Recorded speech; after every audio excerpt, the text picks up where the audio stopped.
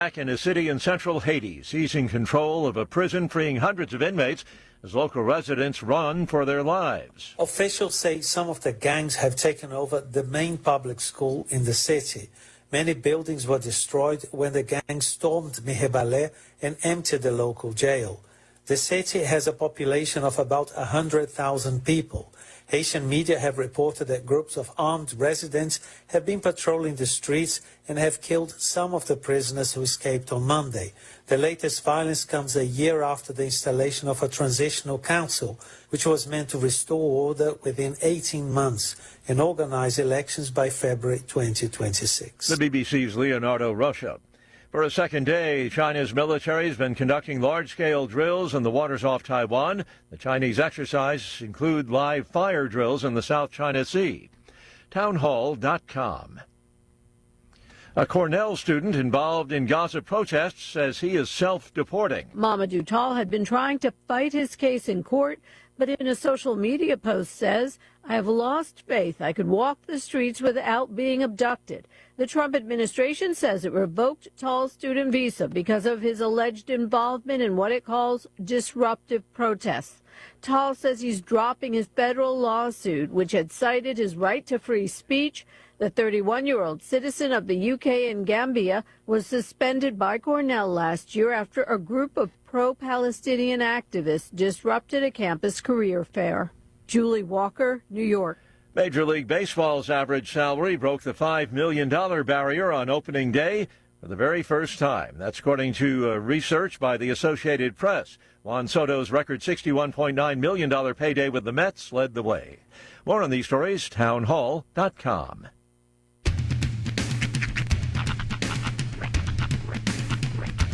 What in the wide, wide world of sports is going on here? I promise you, whatever scum did this, not one man in this force will rest for 1 minute until he's behind bars. Now let's grab a bite to eat. Yeah, come on. I feel the hot wind on my shoulder and the touch of a world that is older. I hit the switch and check the number.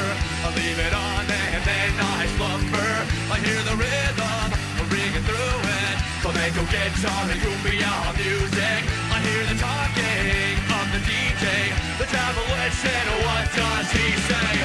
I'm on a Mexican radio. I'm on a Mexican radio. Broadcasting live from high atop the J.P. White Building in downtown Roswell, New Mexico. It's Mornings with Mike Winters on 106.5 Roswell's Talk FM. Is that what I sound like when I talk? Now, here's your host, Mike Winters.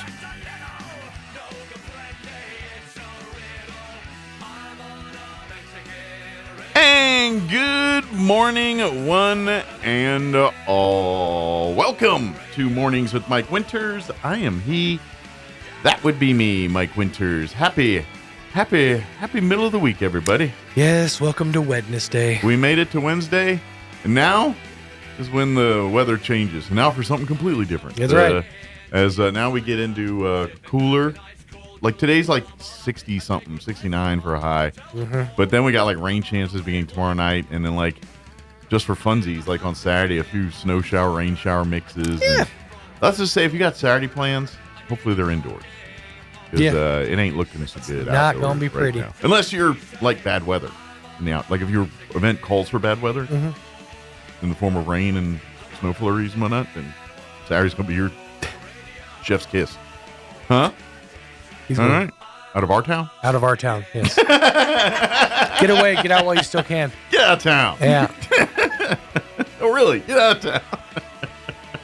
Yeah, if you like weather like Golden Corral, where you can have a little bit of everything, that's what this week is. Right. I get the teriyaki chicken. I don't care if it don't go with the rest of the stuff.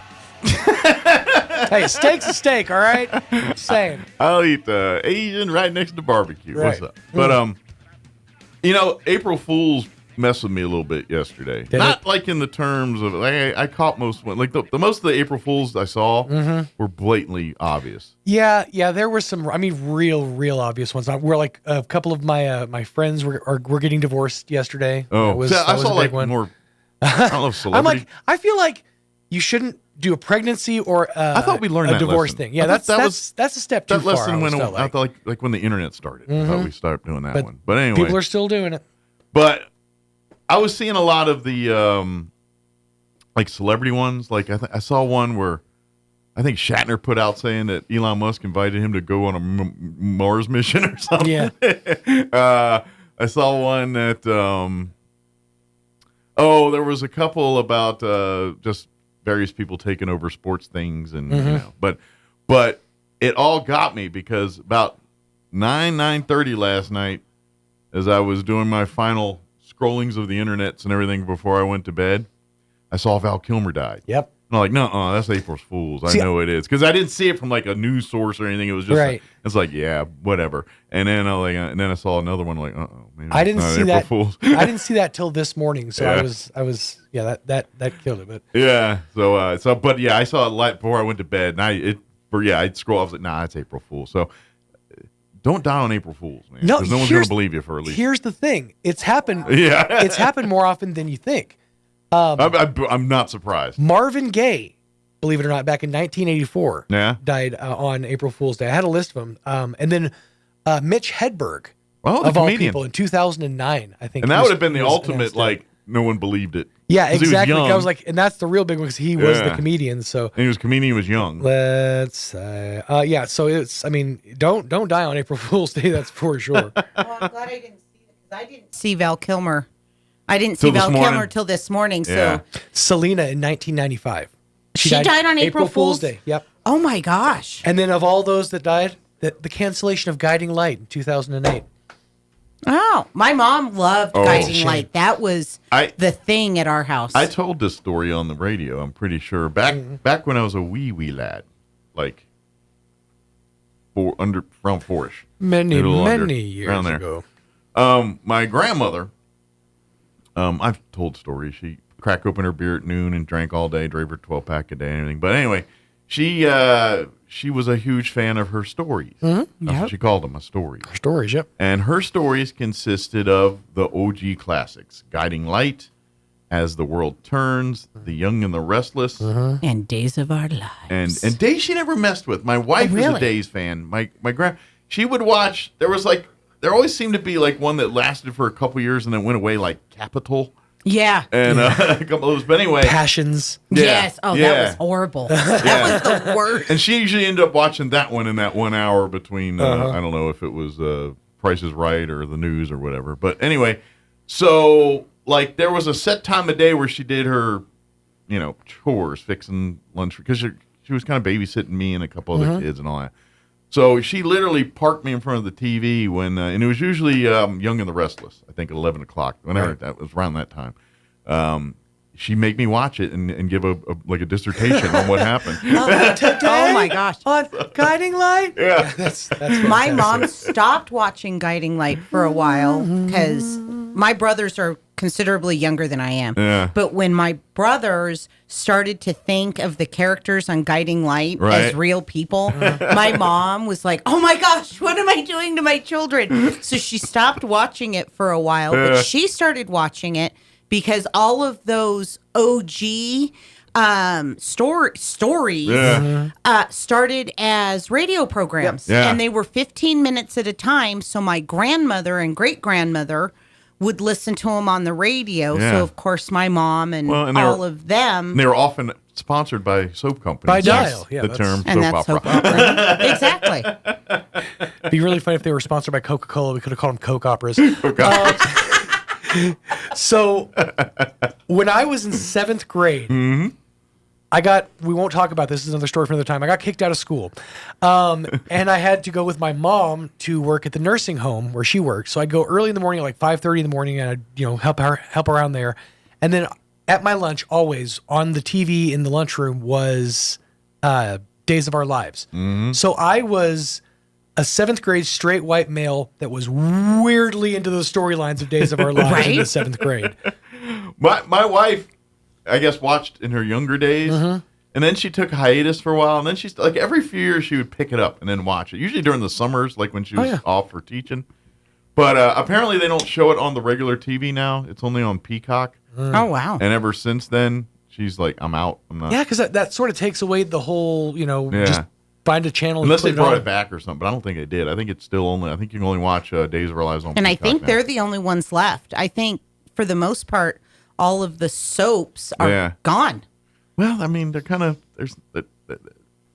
replaced by real life. Yeah, well, it's just Victor Kiriakis only died because the actor died. Right. So it's things like that. That didn't stop. That didn't stop them because they do that all the time in soap. Or the role of someone who's been playing it for 20 years will now be by this other person you never heard of, and they just move on like nothing happened. There are three.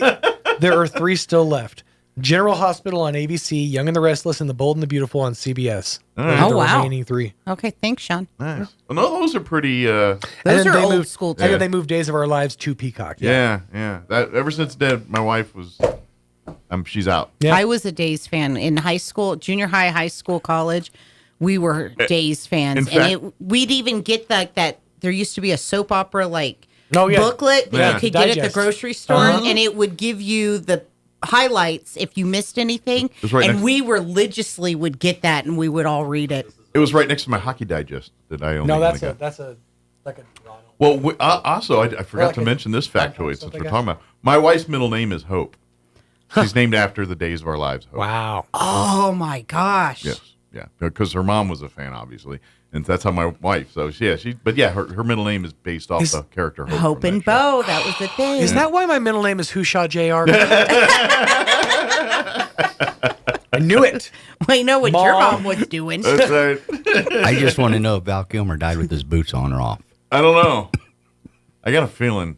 I don't know. He was a little out there towards the end. His boots may have been in the yard. One boot on, one boot off. That's true.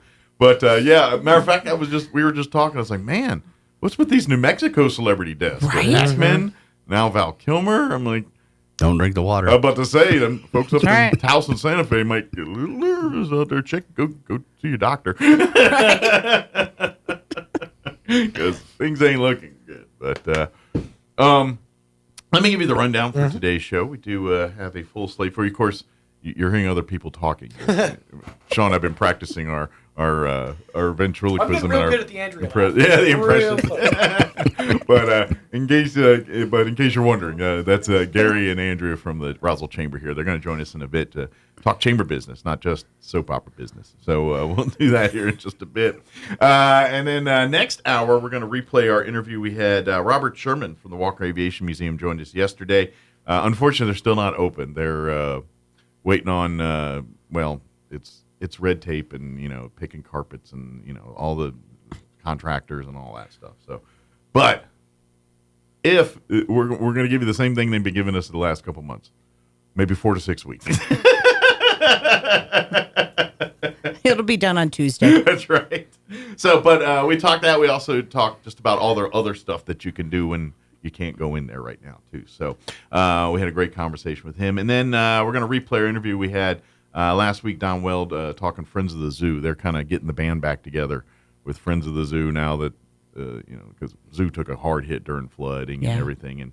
And that the Friends kind of disbanded with all that, too, because they knew no money, no pride. So, but now they're kind of getting the band back together and trying to get the group to volunteer to start tackling some of the projects that the city can't get to there with because obviously I get it. The zoo's important. We want to have it, and we would love to have a greatest one possible. But there are bigger fish to fry at the moment with priorities and needs right now. So you want a nice zoo? It's on you and I to get that done. So come be a friend. But anyway, we'll talk about that with Don here in the 9 o'clock hour. Plus, we'll have all of your newses of the local and national variety, your Wall Street business updates, and whatever else, sports, and whatever else we can come up with for today's show. But first, your weather, which is, I guess, depending on, I like when it's a little cold and rainy when it's not supposed to be. So I'm looking forward to the weather. But if you don't like that, next 30 seconds, go pee or make some coffee. Weather this hour brought to you by Southwest Bearing under new ownership. Custom solutions for your heavy equipment, hydraulic hoses, hose repair, bearings, seals, sprockets, belts, tools, fluids, and fittings. I'm meteorologist Steve Hamilton with your Pecos Valley weather. Looks like some rain coming up for us Thursday night and Friday. Today, just some clouds and a little bit of sunshine. We'll be in the upper 60s, wind gusting at 35 miles an hour. Overnight, a few clouds and breezy. We're in the upper 30s, and then we get a sunny Thursday. Afternoon high around 70. Rain Thursday night and a good chance of showers Friday. I'm meteorologist Steve Hamilton, and that's your latest forecast. Thank you, Steve. Currently 47 degrees here in Roswell. Humidity is at 31%. Winds currently out of the northwest at 6 miles per hour. We got breezy light today compared to, although during the day it didn't seem too bad. At night, boy howdy, did it get whipping. But during the day it didn't seem too bad. But today, cooler. Expect a high of 69 today, 68. Winds will be out of the north 10 to 15 this morning. Shifting to the southwest, increasing 15 to 20, gusting as high as 30 miles per hour later this afternoon. So tonight there is a chance at some isolated sprinkles before midnight. That's a term they only use here in New Mexico. Something they warrant. That counts as moisture. Yeah, you spit. Sprinkles. Put it on there. Anyway, isolated sprinkles before midnight. Partly cloudy. Overnight low of 40. Winds will be breezy out of the southwest, 15 to 25, dropping down 5 to 15 after midnight. Thursday, daytime hours and weather pretty not too bad. We're looking at sunny, 70 for a high, southwest winds 5 to 10, 15 to 20 for the afternoon. Then Thursday night, that's when the rain begins. We're looking at a 60% chance of showers. Mainly after midnight, mostly cloudy with an overnight low of 44 degrees. South winds 15 to 20, dropping down 5 to 10 after midnight. Friday, we're looking at a 70% chance of showers before noon. They did that word salad sandwich again. I'm just going to read you verbatim what these idiots write. I guess they get paid by the word. I don't know if it's like the Hallmark card people or what, but this is what they say for Friday.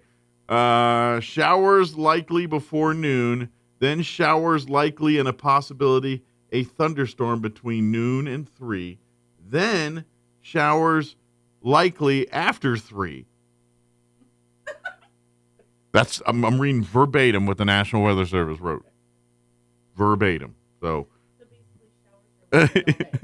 follow my chance of rain with a chance of rain. Mostly cloudy.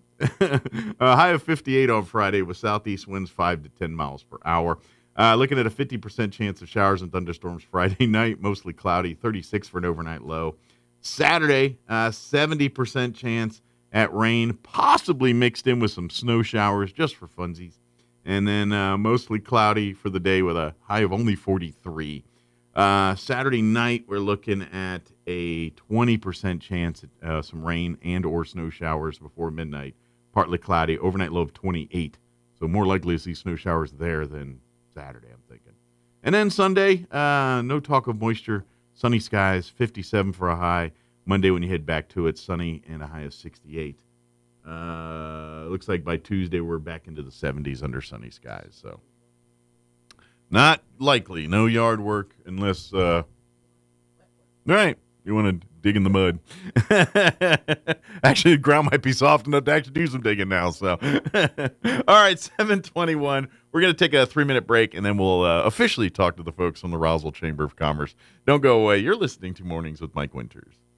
If you're missing a tooth or several teeth, a dental implant may be the ultimate solution. Implants look and feel so much like real teeth that you probably forget you have an implant. Maupin & Brown Dentistry is one of New Mexico's most experienced implant providers, with literally thousands of implant patients who are absolutely delighted with the results. Call Maupin & Brown today for an evaluation. You'll be surprised how affordable implants can be. Maupin & Brown, your choice for experienced, state-of-the-art dentistry.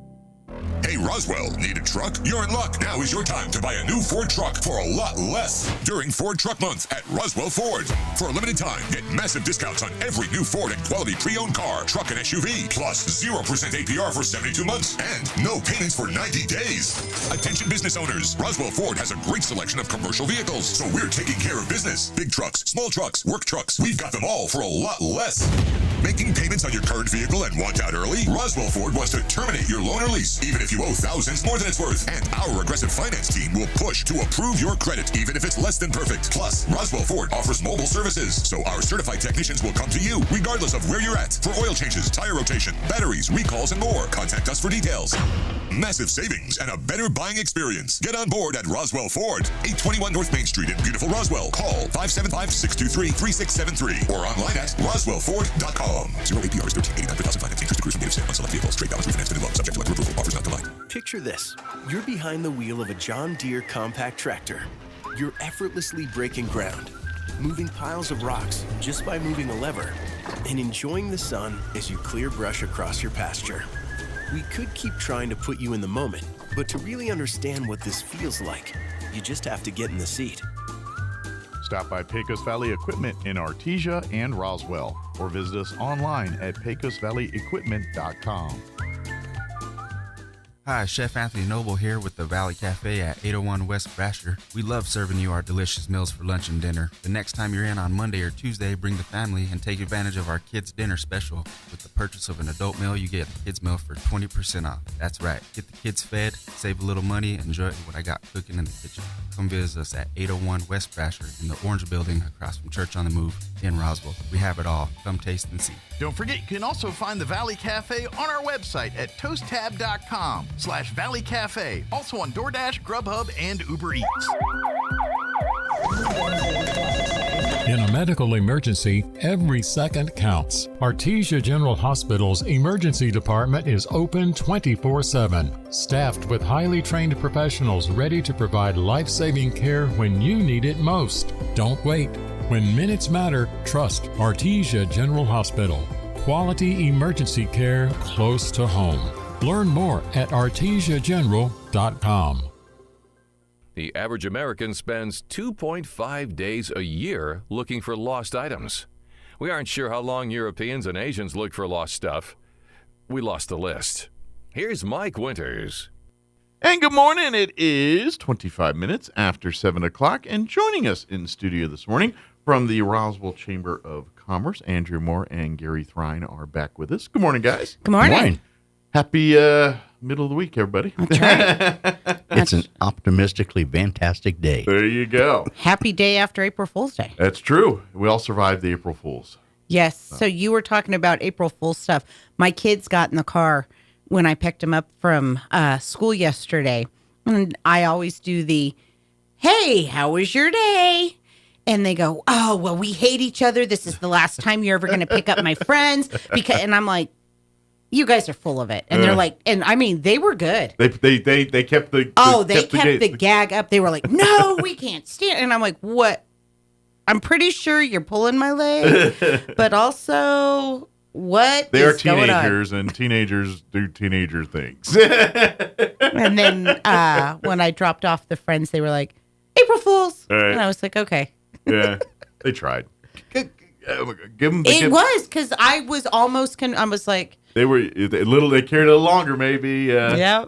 Yeah. If you would, what's the rule on April Fools? Can you carry an April Fools after, like, if you don't punch line it? Like, how long can you drag it out before you have to punch? Like, what's the rule on that? I don't know. Does it have to be before close of business on April Fools, or how's that work? I don't know. But anyway, we'll flesh out those rules on that. Yeah. Before we talk about the future, let's recap. Of course, yes. Chamber just. Coming off another successful Rise Over Roswell event last Thursday, we had the 2025 version of it. Correct. So. We had Rise with Roswell Thursday morning, 6 a.m. out at the fairgrounds. Our guest speaker was Michelle Miller, a.k.a. the Farm Babe. Yeah. And I highly, highly recommend everybody go check out her social media. She's everywhere. Facebook and Instagram is where I see her the most because that's where the chamber is the most. She's probably got a YouTube channel and all kinds of stuff. So She was all over Roswell for a couple of days before and after our event. So she's got all kinds of wonderful videos and things where she went and checked out Roswell, because we are pretty cool. Quite contrary to popular belief, everybody. Roswell's pretty cool. We are known by pretty much we're the smallest town that's probably most known in all corners of the globe. And she just absolutely loved it. And then we had approximately 200 people at the very last minute on Wednesday when we were setting everything up. Gary goes, I think we need to put one more table. And I go, no, I've done the math. Look, this is how many people we've got. We're going to be fine. He goes, Andrea, put up another table. We're going to need a bigger boat. And so we did. And had we not set up that last table, we would have literally had people eating standing up. So good job, Gary. Forecaster of the future. That's right. Better to have an extra table empty than 8 people standing up eating. So we as long had as they're eating, I think they're fine. Every single person showed up that said that they were going to show up on Thursday. It was awesome. Well, I'm glad it was a fantastic event. Had a full house and great guest speaker. Yes. And awesome food. And of course, as always, Golden Corral does their thing on the we had great sponsors, of course. Dairy Producers of New Mexico every year is our go-to to help us find the speaker. So thank you, Kay Whitefoot and Dairy Producers and all of our sponsors. We had both Crumlin Auto Group, Richland. We had both hospitals, Eastern New Mexico Medical Center, Loveless, Eastern New Mexico University Roswell campus, Wade Irrigation, John Jackson. I always call him Jack Johnson, and everybody looks at me and I'm like, I mean John Jackson. I'm like, I know it's one of those. I'm gonna just put random common J names together. Right. Jones, Jerry, and Kay Whitefoot always looks at me. Larry Marshall. Thank you so much. Roswell Livestock Auction, Roswell Livestock and Farm Supply, Tabosa. So thank you, everybody that has been sponsors. Pioneer Bank was a sponsor. Yeah. And without all of our sponsors, then it would not happen. Absolutely. So thank you, everybody. Well, First American Bank was one of our sponsors. So once again, without the sponsors, the event doesn't happen. Yeah, we appreciate them. And of course, those names you hear all the time serving yes. not just XL Energy, but a lot of non-profit charity events around town. Those are a lot of same names you hear. Absolutely. Supporting those great causes too. So yeah, we have a great nucleus of people in our community. And so we appreciate everybody. And then the following morning, we had Leadership Roswell. It was their second to last class. One more class, and this year's class graduates. Are they like elementary school kids where they get a little antsy and stuff at the latter classes? Is there, you know how? Right? Yeah. There start to be behavioral problems. Yeah, absolutely. Settle down or you won't get your snack. That's right. You're not going to graduate, guys, if you don't calm down. Actually, Rick holds potty breaks over them. No potty break for you. That's right. That's right. You know that 3 minutes we were going to allow you? Yeah, well, that's done. We're done. I'm kidding. He does. He runs a tight ship. He does run a tight ship. That's he knows exactly what's going on. You can go to the bathroom whenever you need to. Well, within reason. Yes. So those two things happened Wednesday and Thursday, or Thursday and Friday. So of course, by Saturday, I was one tired mama, and I just told my family, I'm like, I'm done. I am disappearing from society for the rest of the afternoon. And we had also a ribbon cutting on Friday nice. as well. So not too much rest because you're back at it the next day. So I'm doing the stuff with Leadership Roswell, and this is why we love Gary, because I cannot be everywhere at one time. Yeah. So Gary went to our ribbon cutting, and it was the homeless transition home. Oh, yeah, this is awesome. At 405 South Kentucky. Yeah, the first of many, hopefully. And we had to do the ribbon cutting on Friday because people were moving in on Saturday. Correct. Wow, so it was like, although if they timed it right, I'm like, while y'all here, grab a box. Yeah. Exactly. And so Genevieve, and I love Genevieve. She is one of my favorite people in this town. She came in, I think it was Tuesday. No, it was Wednesday as we were getting ready to go out to the fairgrounds. Mm-hmm. And she came blowing and she goes, I need you guys. And we're like, okay, yeah, we're here to help. That's what we do. And she goes, we're having a ribbon cutting on Friday. And both Gary and I look at each other and she goes, I know, it's only a couple of days, but I just found out. She goes, I literally came to you first. And we're like, we're on it. Yeah. And then, cool. Gary got, and we had the a good red coats out coat turnout as well. So in 2 days, we got everybody out there. It's a great program, and yes. Hopefully you get more and more of these homes as these different this projects is like come. First of I think she said 12. Good. Yeah. Well, I'm 15. hoping it goes on to 20, 30, and as many as needed for this. But it's a good program. And we need people like Genevieve in our community because she's got that passion and that heart to continue to do all of these things, and to talk to her offline and see what she's doing behind the scenes is just amazing. Yeah.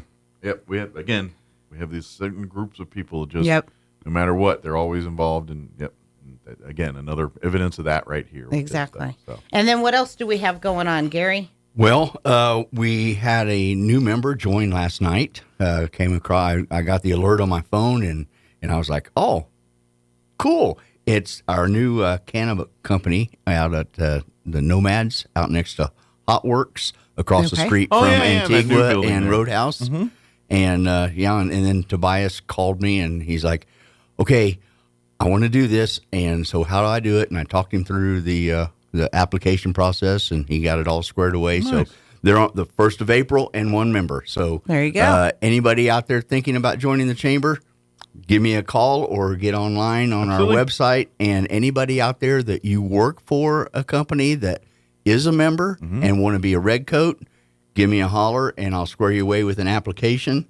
But we also have a lunch and learn coming up on the 22nd of April. Okay. It's West and SBA. Is that correct? So West and the chamber are partnering together to do a lunch and learn. There is a new director for the SBA, and it's Kelly Loeffler, and she has a passion for rural communities and manufacturing. Well, that's what we have. I was about to say, welcome to Roswell. Right? So Rhonda and I have been talking, and we're going to do a lunch and learn. It's the 22nd of April. We will start serving lunch at 11:30. Nice. We will be done by 1, so everybody can be back in their office. And we're going to have it at the Bondurant room at the library. Very good. And if you are a part of manufacturing, you need to be a part of this lunch and learn. Absolutely. And that is anything from, our wonderful partners out at the base, Built-Wise, all the way down to, Grandma Moses that is making tamales or your cousin that's making candles in their garage, because that's all manufacturing. Absolutely. So we want everybody. If you live in Roswell, Lake Arthur, Dexter, Hagerman, if you live in Chaves County, you need to come. And hopefully we get more than 75 people, and then we have to go find a bigger room. There you go. To go. Hobson Hall. Yeah, no, 100%. Like, that's what we would love to do, because there's a lot of information. Both West and SBA do so much more than just provide funding. I mean, that is one of the mechanisms that they do, is help provide funding or find you funding if you're starting a business or growing your business. But there's so many more resources out there. Absolutely. They turn over all kinds of rocks for people. Yes. West, they kind of do that, educate. They kind of have a specific focus for women and things like that. But it's really the same. They kind of do the same things in different ways. But so that's definitely a great lunch and learn to lock in. If you're a business owner, perhaps a potential business owner, like if you're looking to want to get into start your own business and things like that, this is a lunch and learn you probably want to sit down and take notes in. Yes, please. Whether you can use the information right now or in the future here, it's going to be good information. And it'll be $10 a person, because we do have to cover the cost of lunch, of feeding everybody. Yeah. But that's the only cost, is just to be able to pay for the food. But everybody's welcome. Please come. Maybe you've always had some kind of weird fantasy to eat food in the library since they never let you. Right. Come to the Bonder room and let you eat in the library. Then you can say I ate and drank at the... I had a sandwich in the library. That gangsta. That's right. And speaking of library, let's move right on into our future ribbon cutting. So far, we have one scheduled for April, and that is on the 16th of April at 1 p.m., located at 223 North Main, and that's the Roswell Fine Arts League. So come out and celebrate their ribbon cutting. That's a great place. Yes. Hopefully it won't be a raining day. Well, that one you could do indoors if need be, because, there's most of the action's on the inside anyway. Correct. But I'm going to say, well, it's April showers, but our showers are weird. I don't know. It's a hit or miss with us. I think your rain's probably going to be good, but wind can make no promises on that one. And anybody else out there, if you're a member of the chamber and you've never had a ribbon cutting, call me. Absolutely. Or come see me, and let's get a ribbon cutting set up for you. Or even if you had, but it's been a while. You got to... You don't need to be new to have a ribbon cutting. We can say, exactly. Yeah. I love anniversary ribbon cuttings, and it doesn't have to be the 3, 5, 10 year. It can be the 4.5 year or the 7 year. That would be kind of ironically funny if you do that. Well, that's we don't what celebrate Terry all the does. fun. Terry's business after hours at Hippie Chicks, for example, she does her big business after hours every year in December. And she's just celebrating another year. Absolutely. So it is her anniversary. And so she's like, come to the 21st annual. I almost look at come hers to the as like a 12th year-end annual. party more than a ribbon cutting kind And of she thing. does. And that's another thing. Business after hours is a great way to showcase your business. Absolutely. And you come in, you can give tours if you want to, because we've had many places that we've gone, like the hospitals, the different car dealerships, the different members. They will give you a tour, but you don't have to give a tour. It's unique to your business. It's a way to showcase who you are, what you do, and then, of course, it's a networking opportunity for the rest of the community to come in and see each other. So business after hours, we love to do those. And it's only 2 hours. Gary and I are very good about making sure we are done on time, because we know that you probably don't want us camping out on your couch until midnight, and we don't want to camp out on your couch till midnight. Right. Yep. Come in and have do your mingling, do your eating, do your viewing, and then send you on your way. That's right. Yep. And for those merchants that are members of the chamber or thinking about becoming members of the chamber, and you're a home-based business, obviously you don't want everybody coming to your house to do the business after hours. Although we will if you want us to. So we can do it at the chamber. Sure. And we can clear the tables out and to the side, so that way everybody has a place to eat. We have a physical and virtual version. Bring some munchies, do some door prizes. The red coats will be door greeters for you. Yeah. And we can just do it right there at the chamber. That way you still have the opportunity of having either a ribbon cutting or a business after hours. Sure. For your business. If your business is a virtual presence, well, we can make a virtual ribbon cutting. And those have actually been some of the most fun is at the chamber in the boardroom with these home-based businesses, because talk about an opportunity to really be able to get to know your neighbors that are doing things that you had no. I mean, some of the coolest things I've gotten have been from these home-based businesses that they don't have a storefront, but they're doing something out of their garage, or the tamales or the salsas and stuff that people would be amazed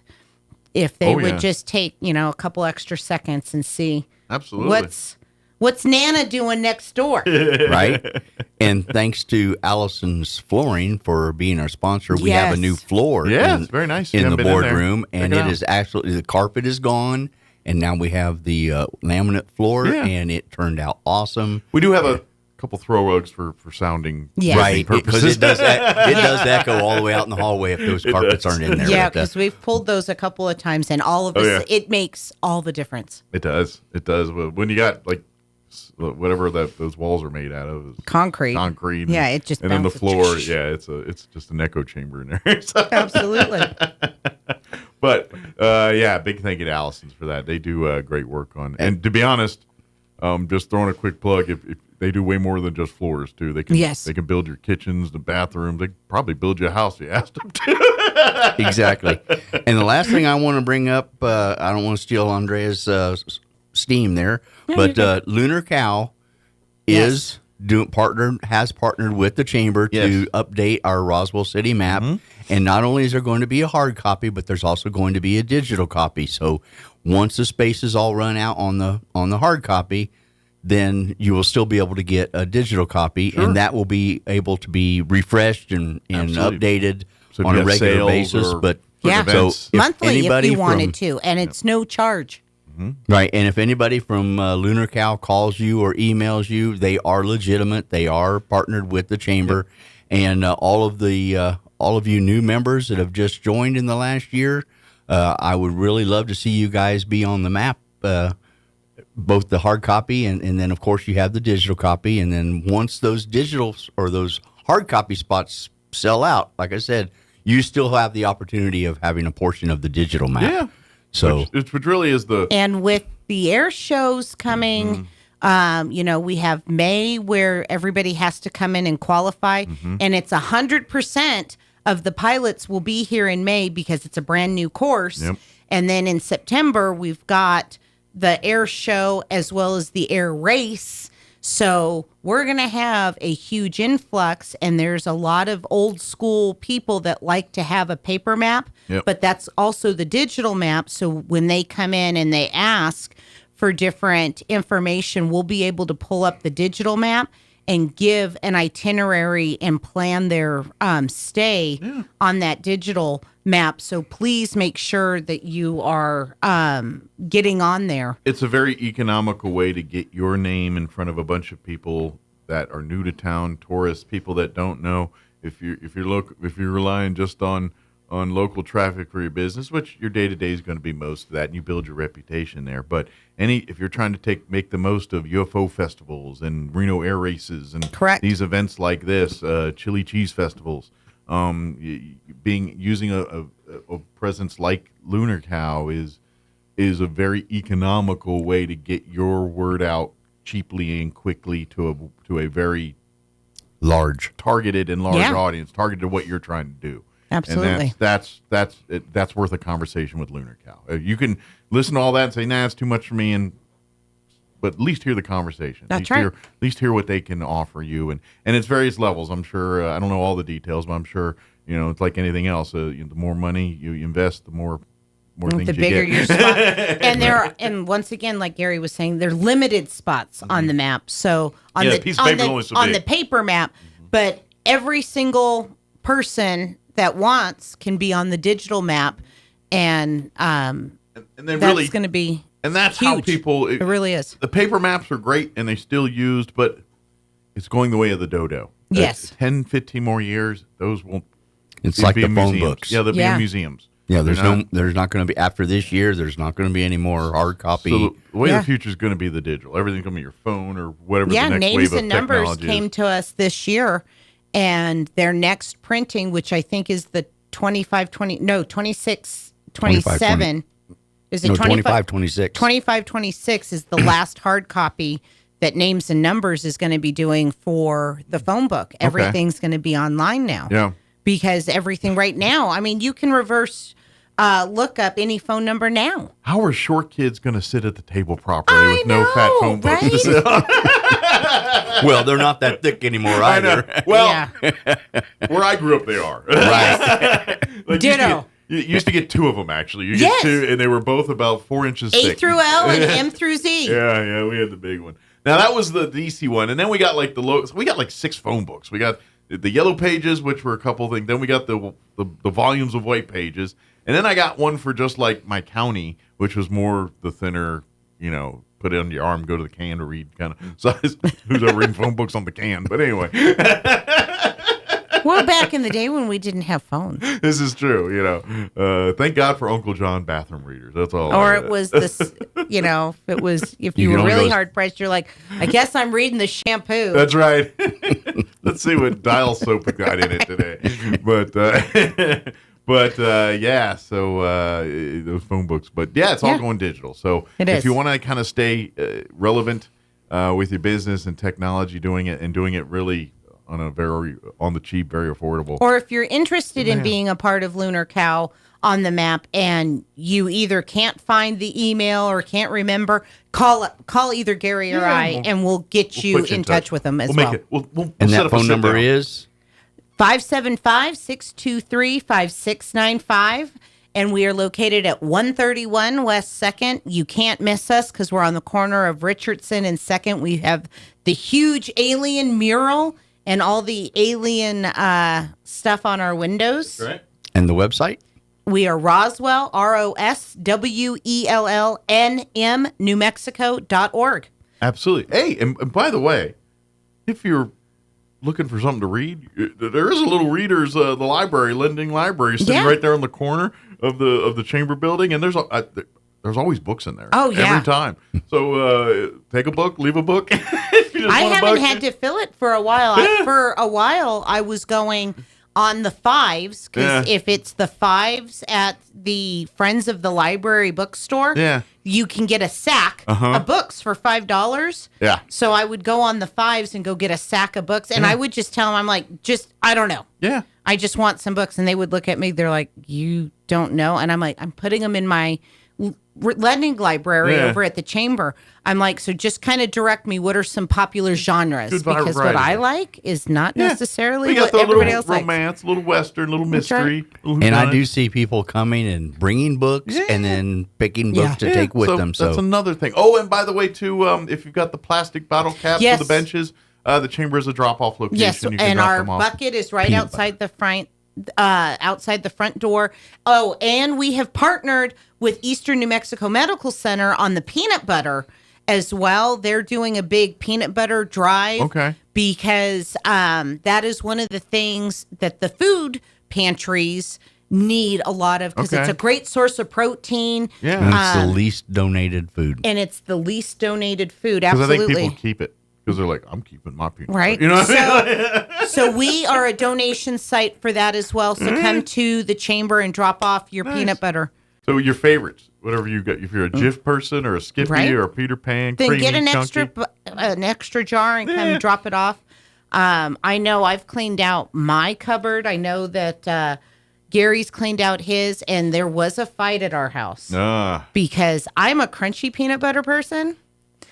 Apparently, my family is not. And so they wanted to get rid of all the crunchy peanut butter. I wanted to get rid of all of the creamy peanut butter. Yeah. So we ended up doing one of each. All right, we gotta wrap it up. Okay. But this is where I can play a little Switzerland on the peanut butter creamy crunchy.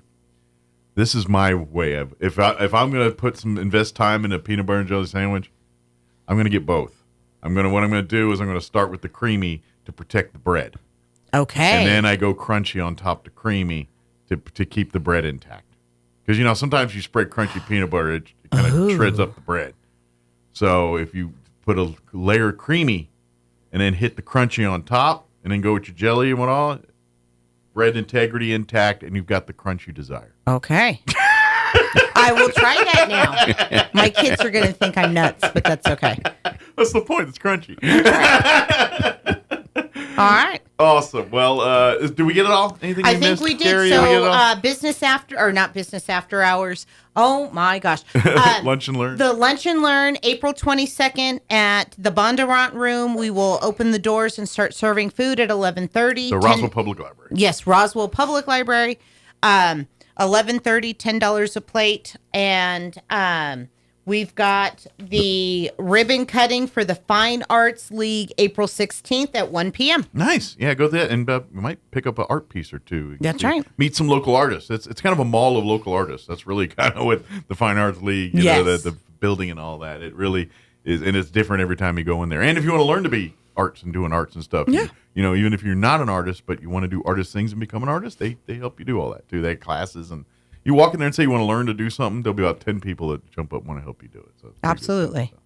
Thank you guys, as always. Thank you. And we'll see you here next time. All right. Awesome. All Thank right. you, and have a blessed day. You do the same, and stay dry and or less wind, whatever you're going to get the next couple days. That's right. Stay. Dress accordingly. Dress in layers. That's right. Protect yourself and those around you. All right, 7:52. Let's pause for news. Kim Commando. Your Chaves County Sports Update brought to you by DSI and an ad or two. Don't go away. You're listening to Mornings with Mike Winters. With your Pecos Valley News Update, I'm Jared Sorello. Thanks for joining us. Our plan for a new reservoir at J.C. Park in Artesia will move forward. The Daily Press reports the reservoir was recently discussed at the Artesia City Council meeting. The water in the reservoir would function as a supply for wildland firefighting needs, but the lake would also serve as recreational, including fishing, boating, and swimming. Also in March, the council approved a grant agreement between the New Mexico Department of Finance and Administration and the city of Artesia for the remodeling of the current Artesia Recreation Center into a community center. The grant is for about $800,000. The city of Carlsbad announcing a new logo and branding. The new logo will serve as a new age for the city, according to a spokesperson. The new brand is part of a larger effort to refresh the city's image. It will be featured on all city stationery, the city's website, and on wayfaring signs around town. You're up to date. I'm Jared Sorello.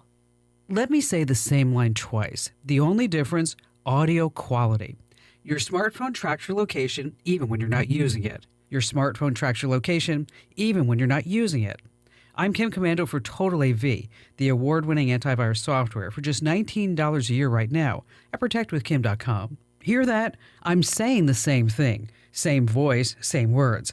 But the second one probably made me sound more trustworthy, maybe even more intelligent. A study in the Proceedings of the National Academies of Sciences found that people rate speakers with better audio as smarter, more likable, more interesting. So if you'd like to sound better on your next Zoom or video call, here's what actually makes a difference. Sit closer to your mic. About a foot away is ideal. Cut all the background noise, fans, pets, or anything humming nearby. And skip your laptop's built-in mic. Even wired earbuds or a phone headset mic is going to sound a lot better. Get more tips like this with my free newsletter. Sign up at getkim.com. I hear this a lot. Bob from Chicago wrote me, I thought I was being careful. I got an email from my bank that looked legit. It said that there was suspicious activity, so I logged in to secure my account. A minute later, my money was gone and I was locked out of my account. Wow. Even the most careful people can get caught up by these clever hackers and scammers. That's why you need solid antivirus protection that instantly blocks harmful malware threats and viruses in real time, keeping your personal data and identity safe. Total AV is the award-winning antivirus software that I use and trust, and so do 35 million other people. Now, it could have stopped this from happening. Here's what you need to do. Go to protectwithkim.com right now and get Total AV for just $19 for the first year, covering up to 5 devices, including Windows, Macs, and smartphones. That's protectwithkim.com. Now, don't wait. I want you to go right now. Your security matters. Get protected right now. Go to protectwithkim.com. I'm meteorologist Steve Hamilton with your Pecos Valley weather. Looks like some rain coming up for us Thursday night and Friday. Today, just some clouds and a little bit of sunshine. We'll be in the upper 60s, wind gusting at 35 miles an hour. Overnight, a few clouds and breezy. We're in the upper 30s, and then we get a sunny Thursday. Afternoon high around 70, rain Thursday night, and a good chance of showers Friday. I'm meteorologist Steve Hamilton, and that's your latest forecast. Running a business is tough. Operational demands change fast, and keeping up can feel impossible. That's where DSI comes in. We've been helping local businesses thrive for over 25 years. You might know us for printer products, but we're your one-stop shop for cutting-edge office technology.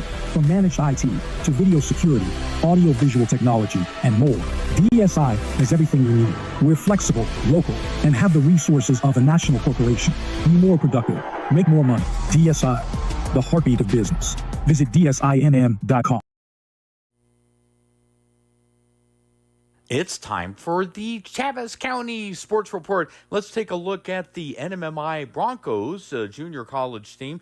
Broncos have already played 34 games. They're 16-18, only 4-12 in conference play, but they sure don't mind playing Frank Phillips College from Borger, Texas. They concluded a 4-game sweep of Frank Phillips back on Saturday. They beat them a couple games on Friday, 11-1 and 9-4, and then on Saturday, won 9-7 and 10-9. They'll be playing at Clarendon College, another one of these 4-game sets this coming week.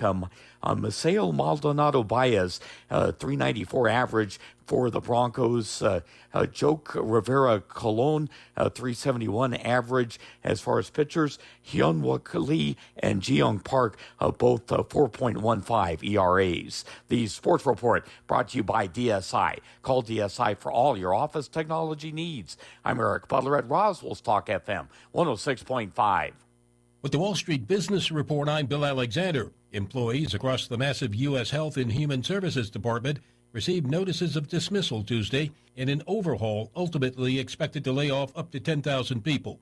President Donald Trump, who has repeatedly called April 2nd Liberation Day, is promising to roll out a set of tariffs or taxes on imports from other countries that he says will free the United States from a reliance on foreign goods. A top European Union official warned the United States that the world's biggest trade bloc holds a lot of cards when it comes to dealing with the Trump administration's new tariffs, but if it is necessary, we have a strong plan to retaliate and we will use it, European Commission President Ursula von der Leyen told EU lawmakers. A U.S. bankruptcy court judge has denied Johnson & Johnson's settlement plan related to baby powder containing talc, providing another setback in the company's efforts to resolve the matter. For the Wall Street Business Report, I'm Bill Alexander in Washington. Hey, Roswell, need a truck? You're in luck. Now is your time to buy a new Ford truck for a lot less during Ford Truck Month at Roswell Ford. For a limited time, get massive discounts on every new Ford and quality pre-owned car, truck, and SUV, plus 0% APR for 72 months and no payments for 90 days. Attention business owners, Roswell Ford has a great selection of commercial vehicles, so we're taking care of business. Big trucks, small trucks, work trucks, we've got them all for a lot less. Making payments on your current vehicle and want out early? Roswell Ford wants to terminate your loan or lease, even if you owe thousands more than it's worth. And our aggressive finance team will push to approve your credit, even if it's less than perfect. Plus, Roswell Ford offers mobile services, so our certified technicians will come to you, regardless of where you're at, for oil changes, tire rotation, batteries, recalls, and more. Contact us for details. Massive savings and a better buying experience. Get on board at Roswell Ford, 821 North Main Street in beautiful Roswell. Call 575-623-3673 or online at roswellford.com. 0 APR is 13.89 per thousand finance. Interest accrues from date of sale on select vehicles. Trade balance refinanced and loan. Subject to approval. Offers not denied. On air and online, this is Roswell's home for talk radio. KEND Roswell. And we're closing in on 8 o'clock. Town Hall News is up next. We'll be back on the other side of news. We're going to replay an interview we had with Robert Sherman from the Walker Aviation Museum next hour. Don't go away. We'll be back. You're listening to Mornings with Mike Winters. Breaking news this hour from townhall.com. I'm Rich Thomason. Looks like New York City Mayor Eric Adams is off the hook. A judge granting a Justice Department request to dismiss corruption charges against Adams. The charges were brought during the Biden administration, prompting some Adams supporters to claim they amounted to political retribution after the mayor questioned Biden immigration policy. Adams denied any wrongdoing.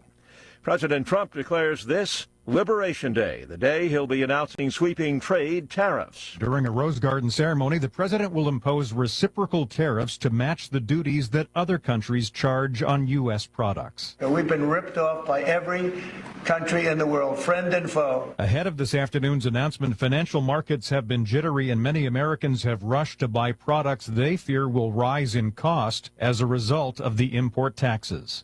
Greg Clugston, the White House. The Wisconsin Supreme Court preserves its liberal majority as a result of yesterday's election. Susan Crawford, a Dane County judge backed by Democrats, defeated Brad Schimmel, a former state attorney general endorsed by President Trump and backed by Elon Musk and groups he funded with more than $21 million. Crawford noted in remarks to supporters. Justice does not have a price. Our courts are not for sale. Crawford herself drew support from billionaire megadonor George Soros and other Democrats. Sound courtesy WKOW. I'm Ben Thomas. Also in Wisconsin, a ballot initiative requiring voter ID has been approved. And in Florida, Republicans have won 2 special congressional elections. Tesla sales fell in the first 3 months of the year. The company reports deliveries of its electric vehicles dropped 13% January through March. Stocks in the red this morning on Wall Street. The Dow is down about 130 points. The Nasdaq off 31. More on these stories at townhall.com. Here's an important message from the Diabetes Solution Center. Do you like pricking your fingers to test your blood sugar levels? No one does, but it's important to maintain your health. And now, by wearing a small remote device called a continuous glucose monitor, or CGM, you don't need to prick fingers anymore. It's easy to use and helps you make more accurate diabetes treatment decisions. If you are testing your blood sugar 3 or more times daily, injecting insulin, or using an insulin pump, call the Diabetes Solution Center right now. And if you have Medicare or most major insurance coverage, you may be able to get a new CGM at little to no out-of-pocket cost. Shipping is free, and we'll even bill your insurance company for you. If you are testing your blood sugar 3 or more times daily, injecting insulin, or using an insulin pump, call the Diabetes Solution Center right now to learn how to end the painful finger sticks and get your own continuous glucose monitor, or CGM, at little to no out-of-pocket cost. Sudan's military has recaptured the country's war-scarred capital from rebels of the RSF, the paramilitary Rapid Support Forces.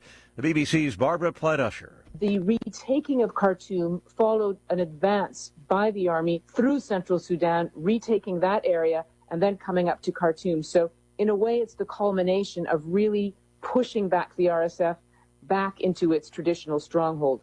And now the question is, what will the army do? It's expected that it will refocus and shift towards Darfur. The reality that has been created more and more is different zones of control. So one of the things that could happen is a concern that the nation would split, that there would be de facto partition. As Israel orders new evacuations across the Gaza Strip, some Palestinians say they're crushed by exhaustion and hopelessness, the prospect of having to flee yet again. Breaking news and analysis at townhall.com. One of Democrat Senator Cory Booker's staffers is in trouble, charged with carrying a concealed pistol into the U.S. Capitol. Capitol Police say the staffer, Kevin Batts of New Jersey, had earlier been led around security into one of the Senate office buildings. He later wound up outside the Senate chamber and informed officers there he was armed. Capitol Police said in a statement all weapons are prohibited from Capitol grounds. That prohibition applies even to retired law enforcement officers and those with carry permits from other states and the District of Columbia. Bob Agnew reporting. Former NFL player Richard Sherman, the latest sports figure whose home has been burglarized. The Super Bowl champ posted pictures and a video on social media asking if anyone recognizes 3 armed intruders that broke into his house last weekend.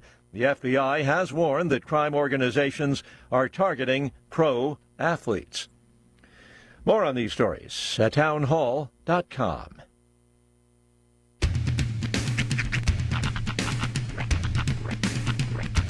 What in the wide, wide world of sports is going on here? I promise you, whatever scum did this, not one man in this force will rest for 1 minute until he's behind bars. Now let's grab a bite to eat. Yeah, come on. I feel the hot wind on my shoulder and the touch of a world that is older. I hit the switch and check the number. I leave it on and then I slumber. I hear the rhythm ringing through it. Flamenco guitar and cumbia music. I hear the talking of the DJ. The demolition, what does he say? I'm on a Mexican radio. I'm on a Mexican radio. Broadcasting live from high atop the J.P. White Building in downtown Roswell, New Mexico. It's Mornings with Mike Winters on 106.5 Roswell's Talk FM. Is that what I sound like when I talk? Now, here's your host, Mike Winters.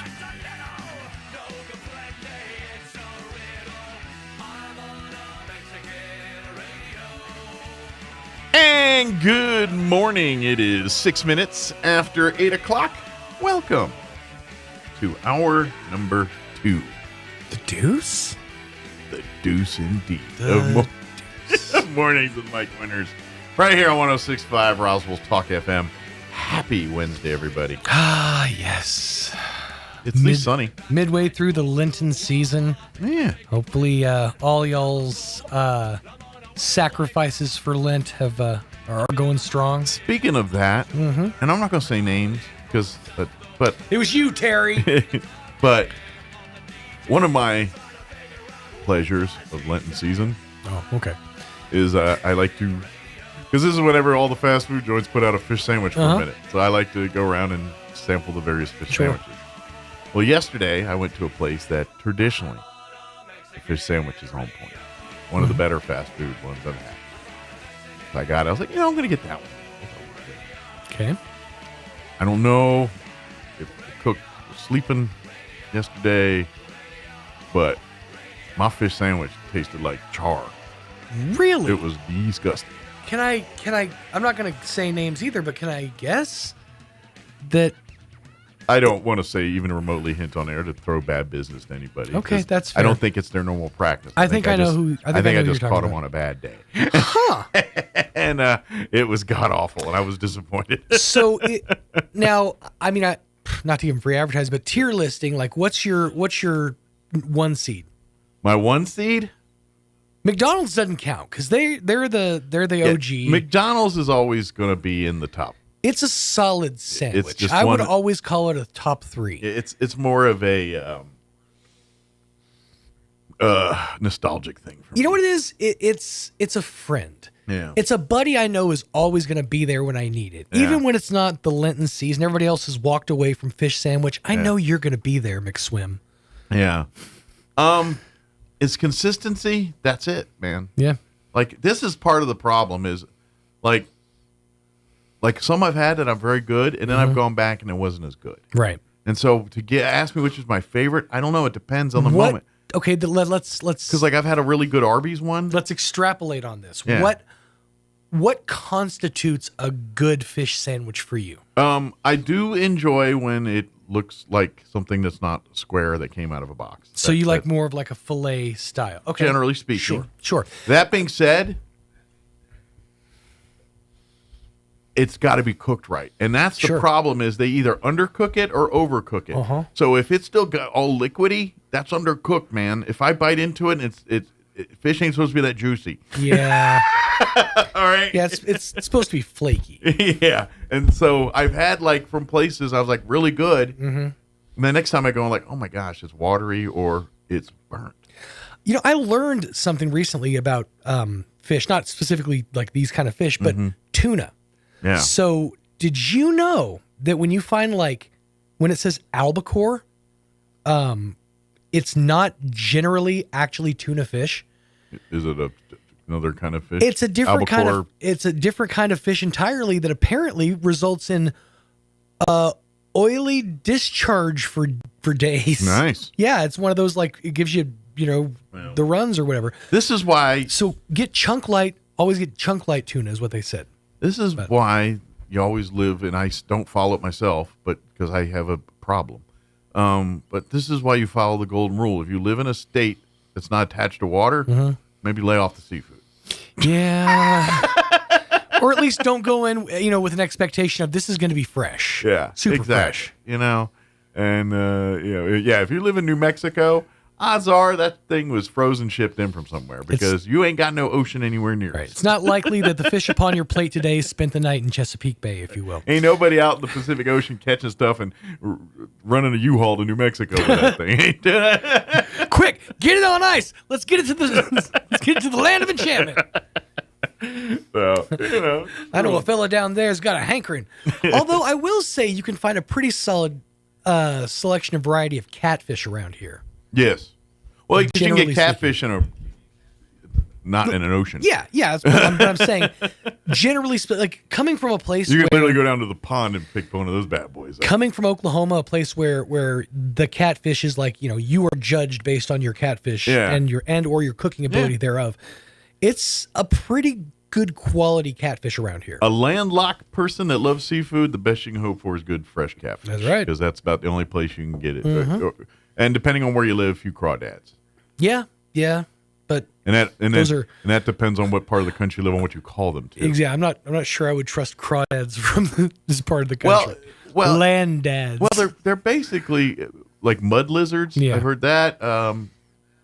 People in the East Coast are really stupid. They call them crayfish. Yeah, I've heard that term bandied about. But I will never forget that I was it's in Virginia, the Boy Scout camp that I worked at and all that for when I was a teenager.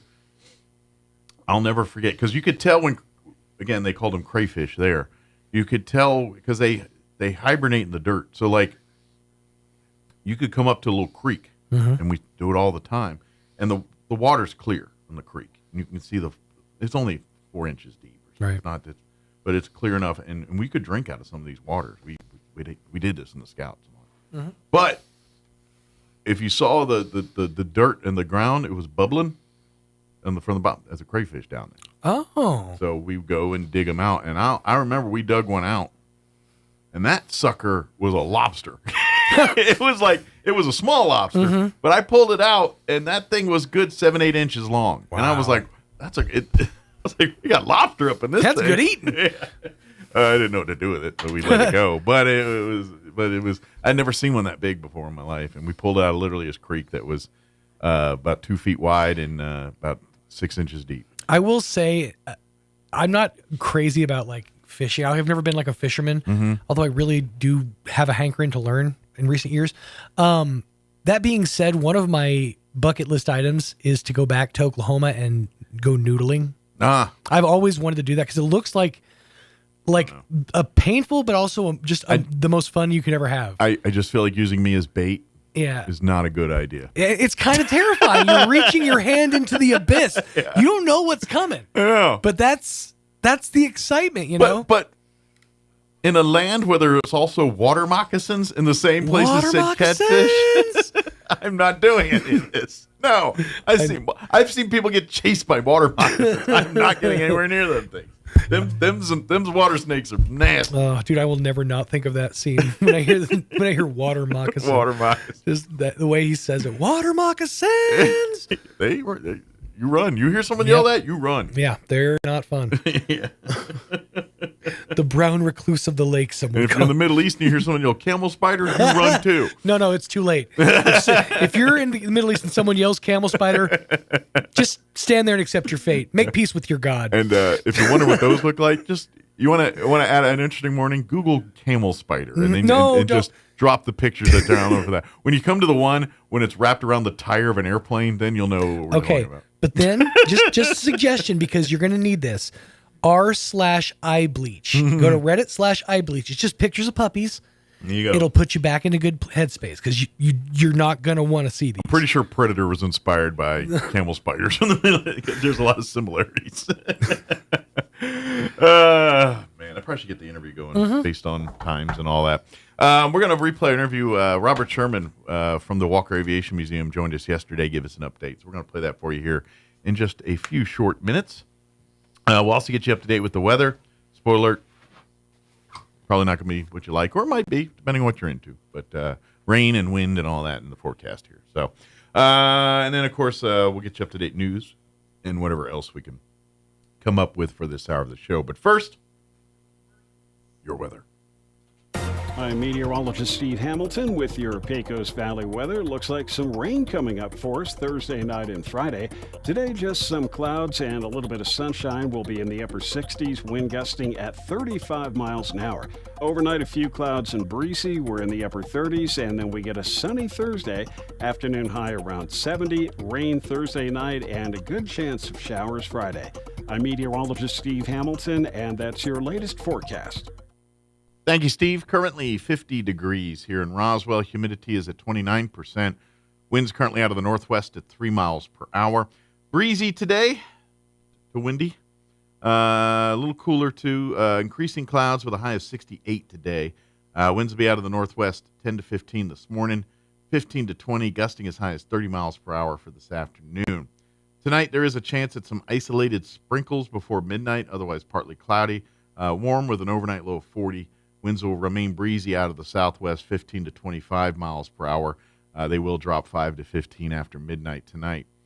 For you Thursday, during the day, sunny, high of 70, south winds 5 to 10, 10 to 20 for the afternoon. And then Thursday night begins our moisture chances. We are looking, our good moisture chances, I should say. 60% chance of showers Thursday night, mainly after midnight, mostly cloudy with an overnight low of 44 degrees. South winds 15 to 20, dropping down 5 to 10 after midnight. Friday, we are looking at a 70% chance of rain pretty much all day with a chance of a thunderstorm in like midday time frame. Mostly cloudy and a high of only 58 on Friday with southeast winds 5 to 10 miles per hour. 50% chance of showers and thunderstorms Friday night, mostly cloudy with an overnight low of 36 degrees. Saturday, we're looking at a 70% chance of some rain mixed with snow showers, mostly cloudy, high of only 43 on Saturday. Saturday night, 20% chance of rain and some snow showers before midnight, partly cloudy, overnight low of 28 degrees. And then moisture wraps up Saturday night. Sunday, sunny, 57, sunny, and 68 on Monday. All right, 8:17, we're going to take a 2.5-minute break, and then we're going to play our interview we had yesterday with Robert Sherman from the Walker Aviation Museum. Don't go away. You're listening to Mornings with Mike Winters. Hey, Roswell, need a truck? You're in luck. Now is your time to buy a new Ford truck for a lot less during Ford Truck Month at Roswell Ford.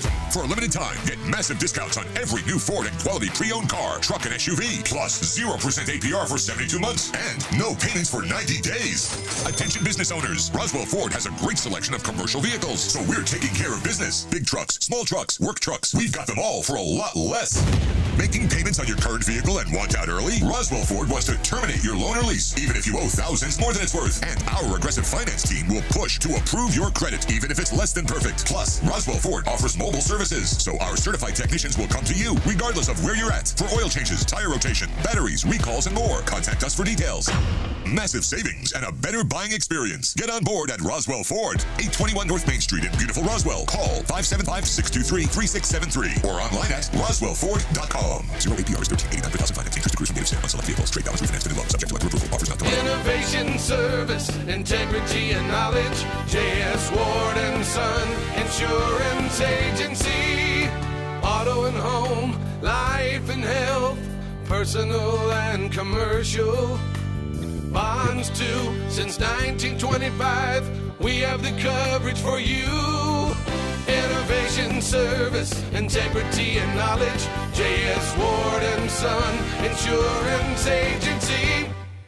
The Rocky Mountain Elks Foundation salutes hunters in the role they play in providing critical funding for conservation. Celebrate how hunting is conservation at the Rocky Mountain Elks Foundation Annual Banquet, Saturday, April 12th at the Eastern New Mexico State Fairgrounds. The Roswell Banquet will take place on April 12th at 5 p.m. Get your tickets now at rmef.org and go to the New Mexico Events tab. Celebrate hunters at the Rocky Mountain Elks Foundation Roswell Banquet, Saturday, April 12th at the Eastern New Mexico State Fairgrounds.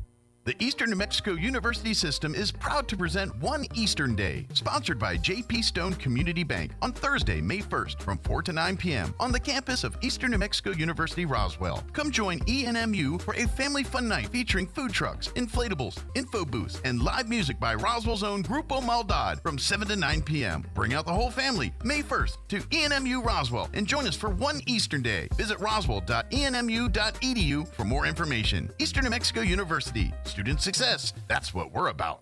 The average American spends 2.5 days a year looking for lost items. We aren't sure how long Europeans and Asians look for lost stuff.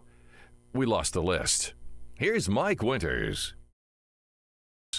And good morning. It is 23 minutes after 7 o'clock, and joining us in studio this morning from the Walker Aviation Museum, Robert Sherman back with us. Good morning, sir. Good morning, Mike. How you doing? Doing great. How about yourself? Good. Enjoying the weather, wind out the wind, and all that. Yeah, nice. The 80s are nice. Kind of enjoy yourself till noon, and then it's going to start blowing dust. Yeah. Well, unfortunately, the museum is still not quite ready to be open yet. However, we do want to encourage folks to visit the museum's website, because even though we can't, let you, fly in simulators and do all the cool stuff, there is a wealth of information and stuff there at the website here. But we're still doing with contractor renovations, things like that, getting getting back from the flood there at the museum. There was some delay in getting money from the city or whatever, so that we could get this going. But now that's happened, and now we're just waiting for some final things for them to give Brandon Arnold for Arnold Construction. He needs just a copy of or sample of what they want as far as carpeting. Ah, gotcha. So I guess it's going to match what's in the waiting room area as well as in the museum. That makes sense. So he's waiting to get that so we can order it, and it'll take about 2 weeks. But he's got some wall repair to do and stuff too. Okay. So is that kind of what's left? Some wall stuff, and then the wall carpet? And just carpet. And we didn't have that much damage. It's just a little water where it kind of saturated the carpet. And I think the carpet they're going to put in now is going to be the type where they can just suck the water out and not have to change it. So I was curious. Do you guys have ample storage to keep stuff? You know, the relics and artifacts. We have two storage rooms in the U-Haul storage area. Gotcha. Down there on South Main. Gotcha. Okay, I was just thinking, man, I know, stuff's protected, but at the same point, I'm sure it needs to get out to the museum at some point. Yeah, at some point, yeah, absolutely.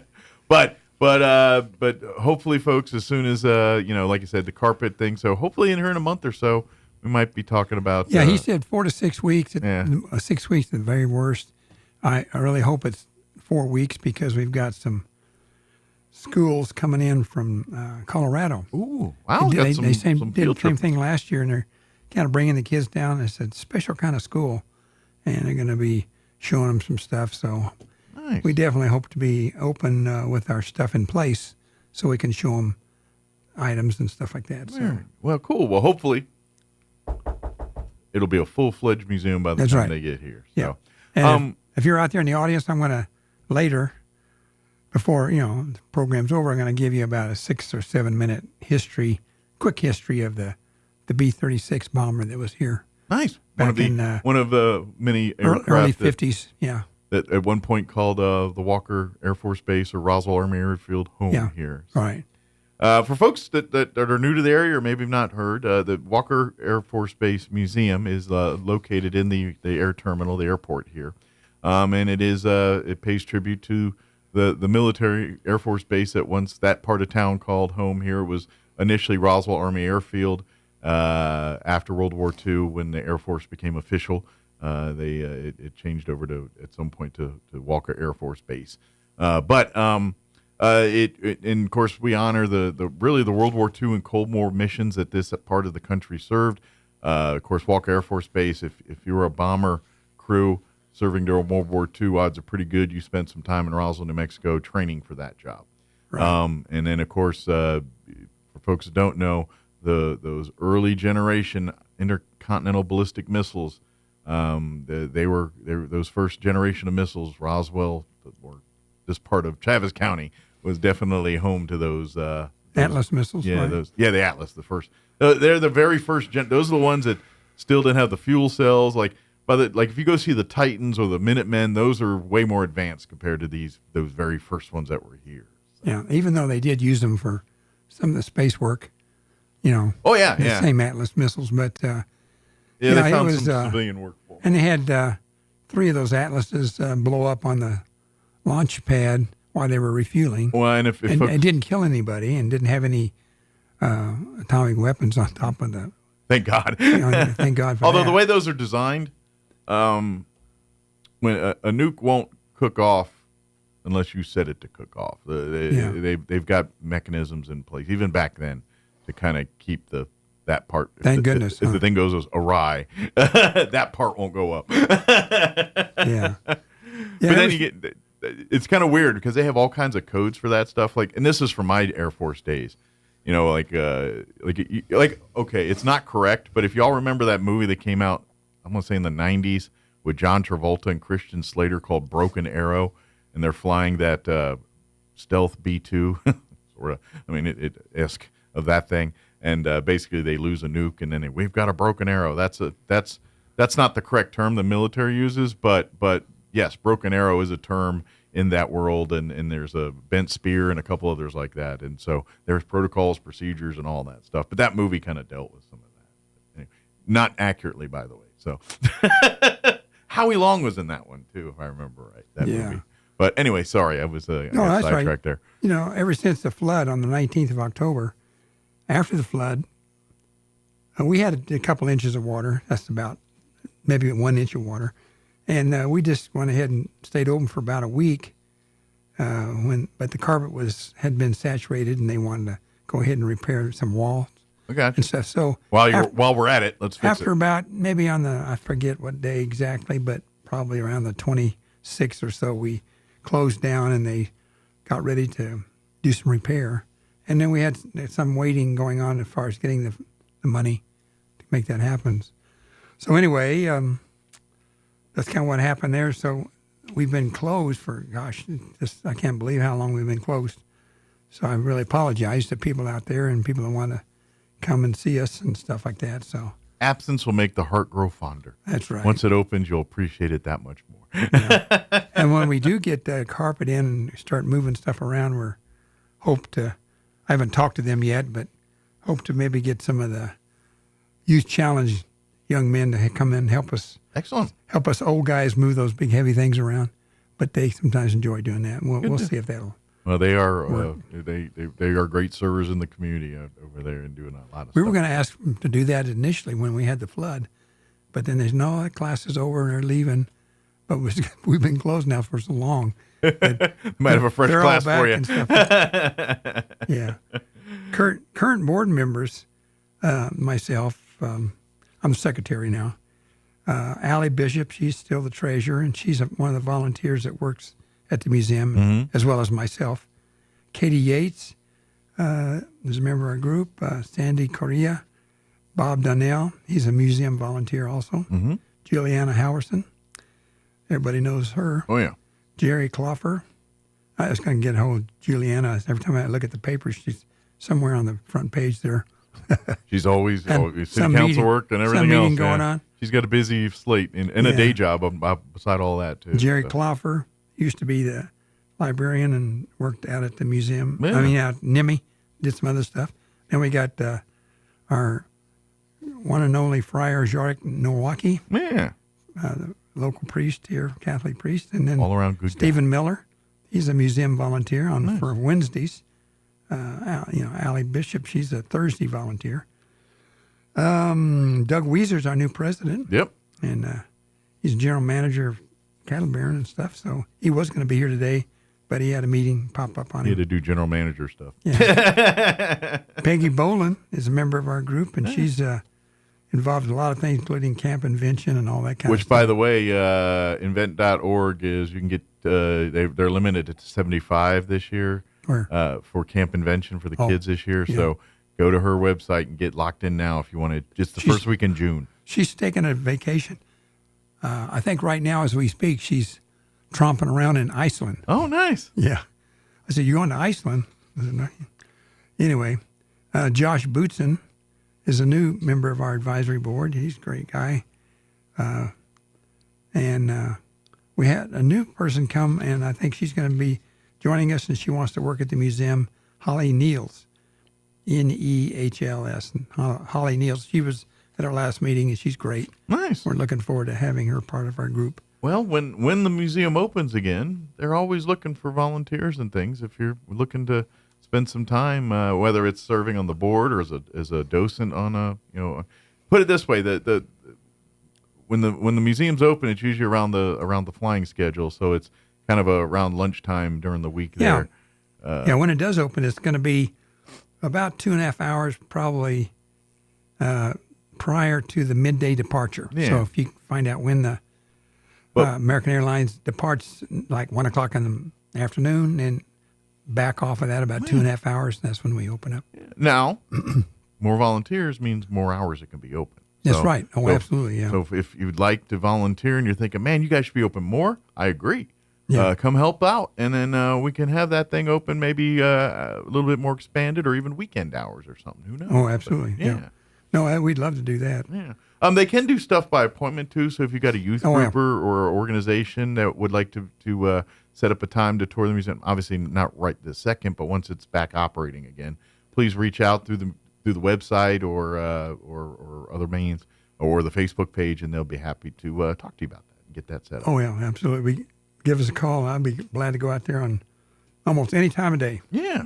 7 days a week. So they got some really great stuff there. Of course, we talk about the STEM side of stuff. So if you've got youth that really into STEM, and this is something you can do right now. If you go to wafbmuseum.org, which is the museum's website, there you can learn all about the career fields, STEM-related work. There's tons of videos, airline industry, all the different facets of careers and opportunities through that. Yeah.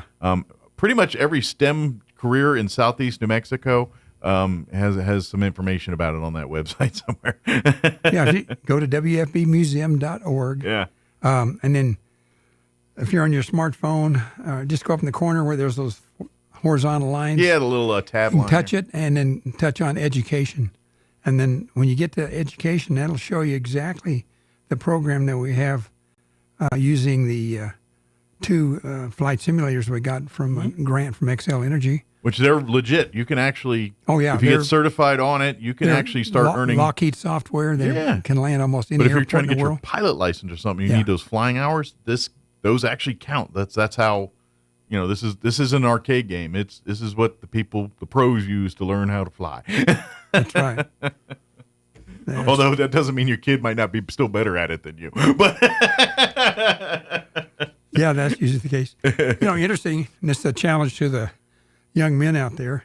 When we get a group of young adults in, on the average, generally the women do better than the guys. Okay. And that's because with the flight simulators, you kind of have to anticipate what you're going to do and kind of be easy with it, rather than guys kind of grab something and jerk it back and forth. It's on or off. There is no degree of between. So some of the gals, so you can come in and you can compete on how well you can take off or land and stuff like that. Nice.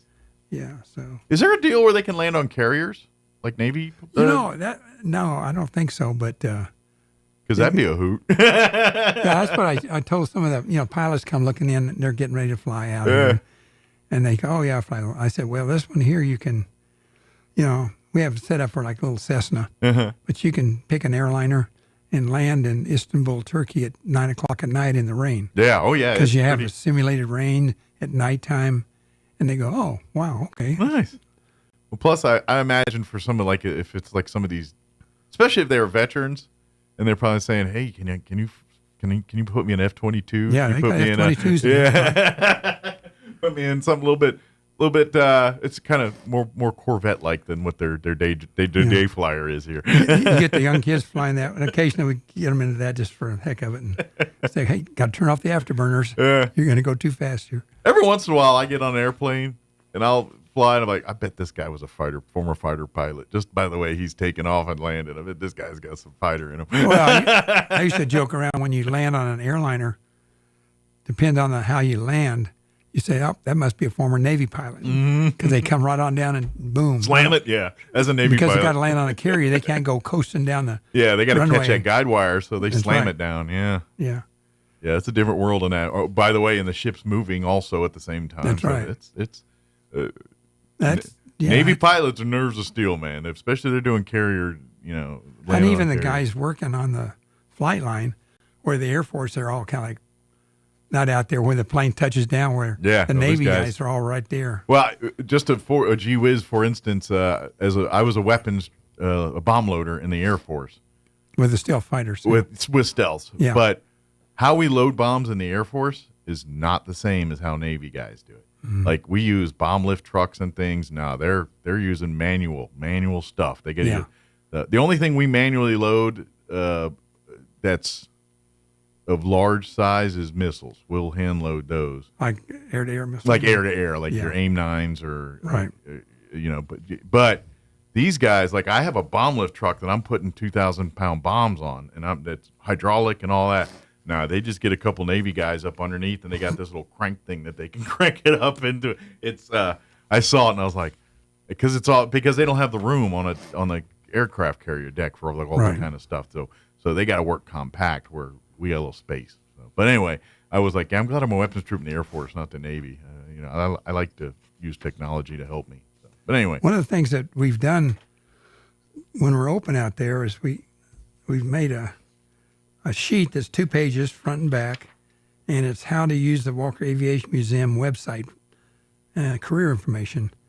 Because part of our mission, of course, is showing the history of Roswell Army Airfield or Walker Air Force Base. Mm-hmm. And then the other half of what we do is we work with young adults that are kind of in the stage of what am I going to do for a living? You know, that type of thing. Sure. And I think a lot of the reason we did that is we were joking the other day. We were sitting there eating at Peppers, a bunch of guys that are about my age that went, Roswell High School, class of 61, for those out in the audience. Didn't really have that many at all counselors to say, okay, what do you want to do for a living, when you get out of here?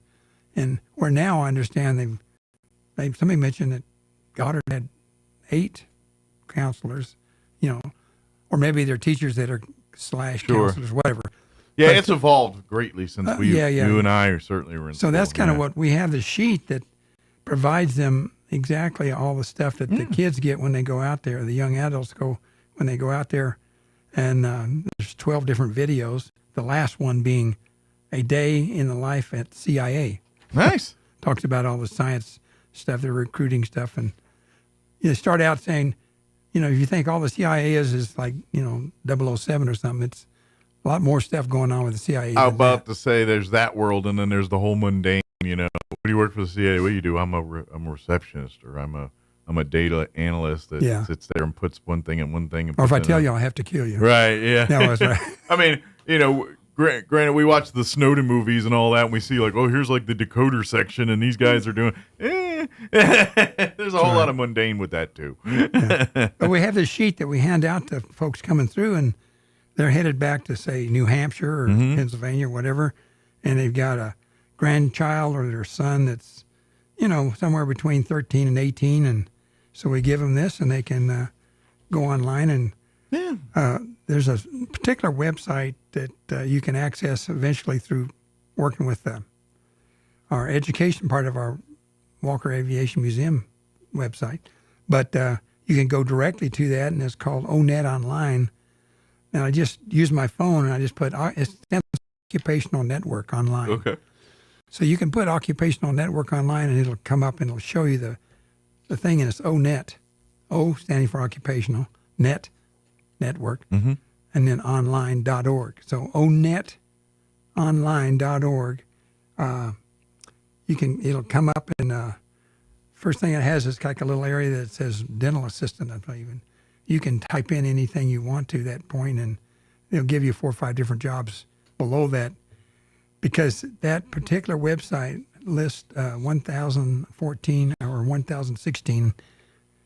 It keeps ching, but different careers. It evolves as those and get it's added. Listed alphabetically, and you can go through there. So you can kind of search by industry if you're I want to get into this industry, and then this shows you all the jobs in that industry. A lady was at our church group the other day, and she's a junior in high school, and she said, I'm going to be a teacher.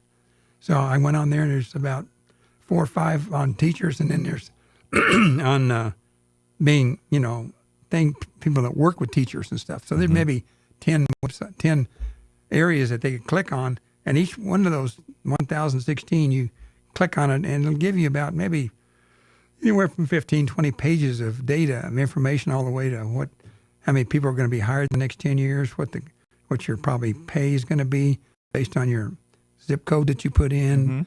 Plus, gives you all kinds of what your skills are, what your work activities are going to be like, and it gives a lot of people a chance to kind of like, wow, I hadn't thought about doing that. Yeah. And that's everything from welders to doctors to nurses. The world's your oyster there. Just take a gander and see what and then like. On our website, we have a few little short things on careers as far as the Air Force goes. We've got aerospace ground equipment. We have air traffic control and electronic principles, and then geospatial intelligence. So those are just little quick that first one of Air Force is called age.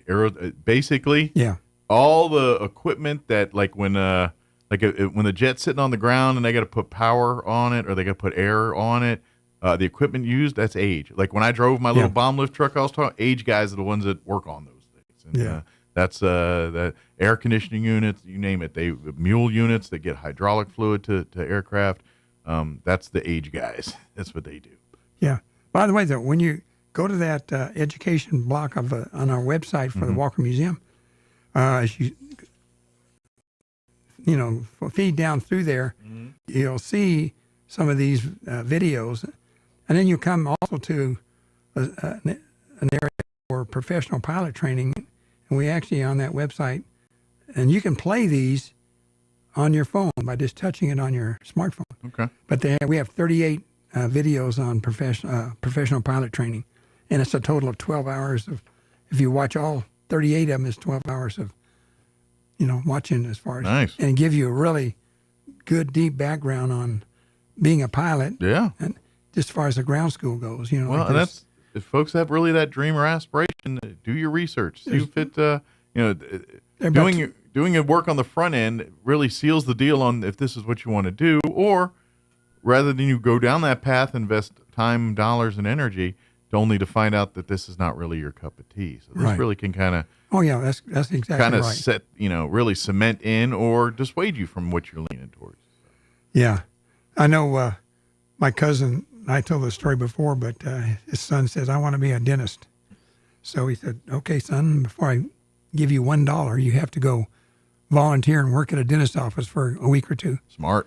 So he went off and did that, and I think he lasted a day and a half, and he came home and he said, "No way." Yeah, that's my cup of tea. Huh? But as we speak, he's an eyes or ophthalmologist. Okay. So yeah. And he married a woman, and she's an ophthalmologist, and they got their own company now. And he saw the light. He saw the light, and he loves his job, but he definitely decided, no, I don't think I want to be a dentist. Well, you know what? If I had to pick sockets, I'll take eye sockets over mouth socket any day. Yeah. But we had a student of the month at Kiwanis today, and nice. That gentleman was going to be a dentist, and I told that story, and he said, no, I've already worked with dentists for He's already been in the mouths. He said, I love it. I like it. So good. That's good. Awesome. I have a little. We need more of them. Should we do this little blip on? Yeah, let's talk about the B-36. The B-36. Okay. See if my voice holds up here. Walker Air Force Base. B-36 was part of the base here from about 1952 to 58, somewhere in that time frame. Okay, so sorry, I don't have war. exactly the months and dates, but that's kind of the time. And I remember living on South Adams at the time, and it flying over my house, and my mother not being too happy with it because the vibration caused things to vibrate off the top of her piano. That one was a little rattler. Yeah. Okay, so in SAC, B-36 was the primary nuclear bomb delivery system for SAC from about the late 1948 till 1955, and then it was replaced by the B-52. Mm-hmm. And one of the reasons they developed the B-36 was in 1941, they started working on it.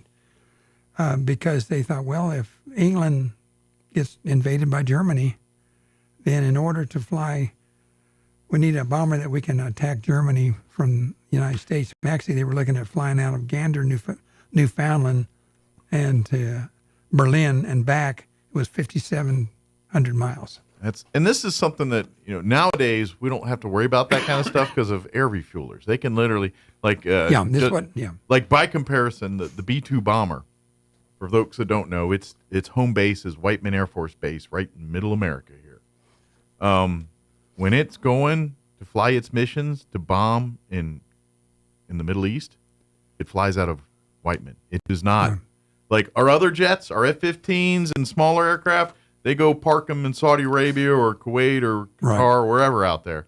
Those B-2s will literally fly their mission, leave out of Whiteman, hit their tankers, do the thing, drop their bombs, and then hit back here and then land at their home base. Back then, that's why they didn't have air refuel technology back then. Yeah. And so they needed to get how can we get as far as possible without refueling because if they're flying a bombing mission out of the United States, they're going to hit a bunch of landing spots to before they got to cross the pond or whatever it is to have enough gas. And so these B-36 was probably tried to serve the role of how far can we get on a tank of gas with this really thing. Long range. Yeah. And they also were looking at needing it to attack Japan from Hawaii. But, later on we had got Saipan and Tinian and those islands that were a lot closer.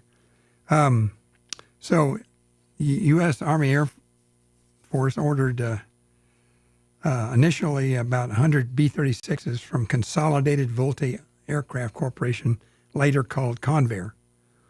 And before the completion of, before completing the two prototypes, the completed B-36 first flew in August of 1946. But they started it trying to design it in 41. Okay. But Convair, or this other, Consolidated Multi-Aircraft Corporation, during World War II, they quit working on the B-36 and they built B-24s.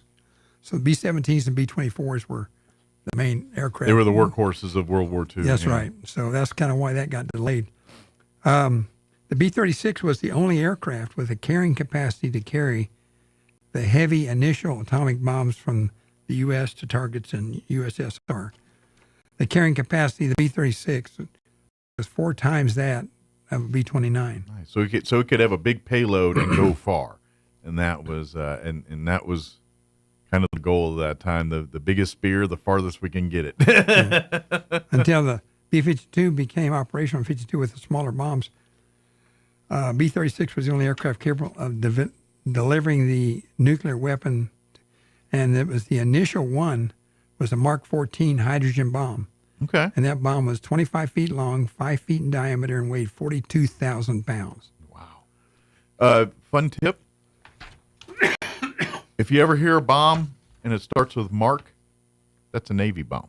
Those comes out of the Navy. Really? Yeah, MKs, those are Navy. Hmm. And then they modify. But like your laser-guided bombs, generally those they come off a Navy bomb, and then they put a seeker head and some fins on it. Now it's a GBU. But yeah, the Mark 82s, Mark 84s, those are all.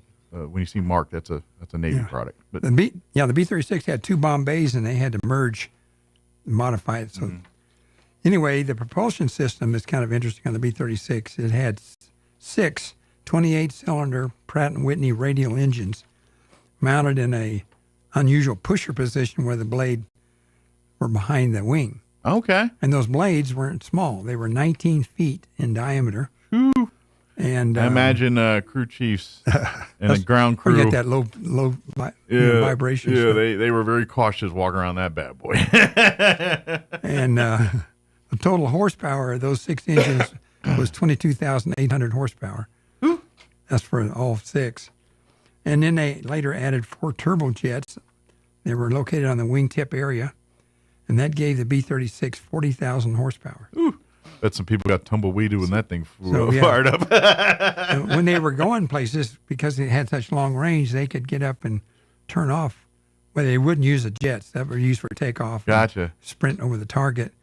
But they would turn off, a couple of those 6 cylinder engines. Sure. And 6 just enough to prop engines. Let the glide. Yeah, and they would be running on 4, and they wouldn't be using that much and gas. that's how they save fuel big time, yeah. And weight, I'm going to guess, too. And the bad part, nightmare, if you were a mechanic, those long-haul flights were a lot of times really long. They're talking about 40 hours and stuff. Anyway, they had to replace all 356 spark plugs. Kind of like a nightmare. I can imagine like 8 spark plugs used to be a lot for me. I'm thinking, right, 356 spark plugs. That's some guy's work shift. Also, spark plugs when they fired all the turrets, they had kind of automatic 20 millimeter guns. But when they fired those 20 millimeter guns, the vibration was so intense that it blew out light bulbs inside the aircraft and also damaged a lot of the electrical equipment. That's a big gun. Like by comparison, like when you watch like your World War II movies and you see the guys in the B-17s and they've gun, those are 50 cal. Yeah. A 20 mil, that gun, that's the same gun that's sitting on the front of an F-16 or an F-15. Yeah. The exact same gun. Yeah. It's a big gun. Like normally that's mounted to an aircraft. It's not, it's like the aircraft's built around it. It's that's crazy. The B-36 was known as 6 turning, 4 burning, with the 6 props and the 4 jets. However, humorously, because of all the problems they had with overheating and problems with the engines, it got to be known as 2 turning, 2 burning, 2 smoking, 2 choking, and 2 more unaccounted for. That is vintage crew chief humor right there. That's vintage, crew chief or mechanics and stuff. Yeah. But some of the later B-36s were, all the guns were taken out and really lightened up, and they were able to fly 47,000 feet or higher as a reconnaissance aircraft. Gotcha. So they found another mission. And some other little quick things that's kind of interesting. I know we got to go here.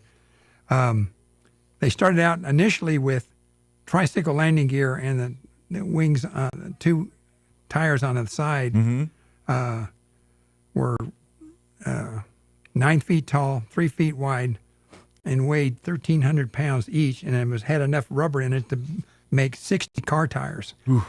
But what happened was it was too much weight per square inch. Gotcha. And it's only they found 2 or 3 places in the United States they could land because of that weight. So they end up. Roswell's probably one of them. They put 4 tires on there instead of 1.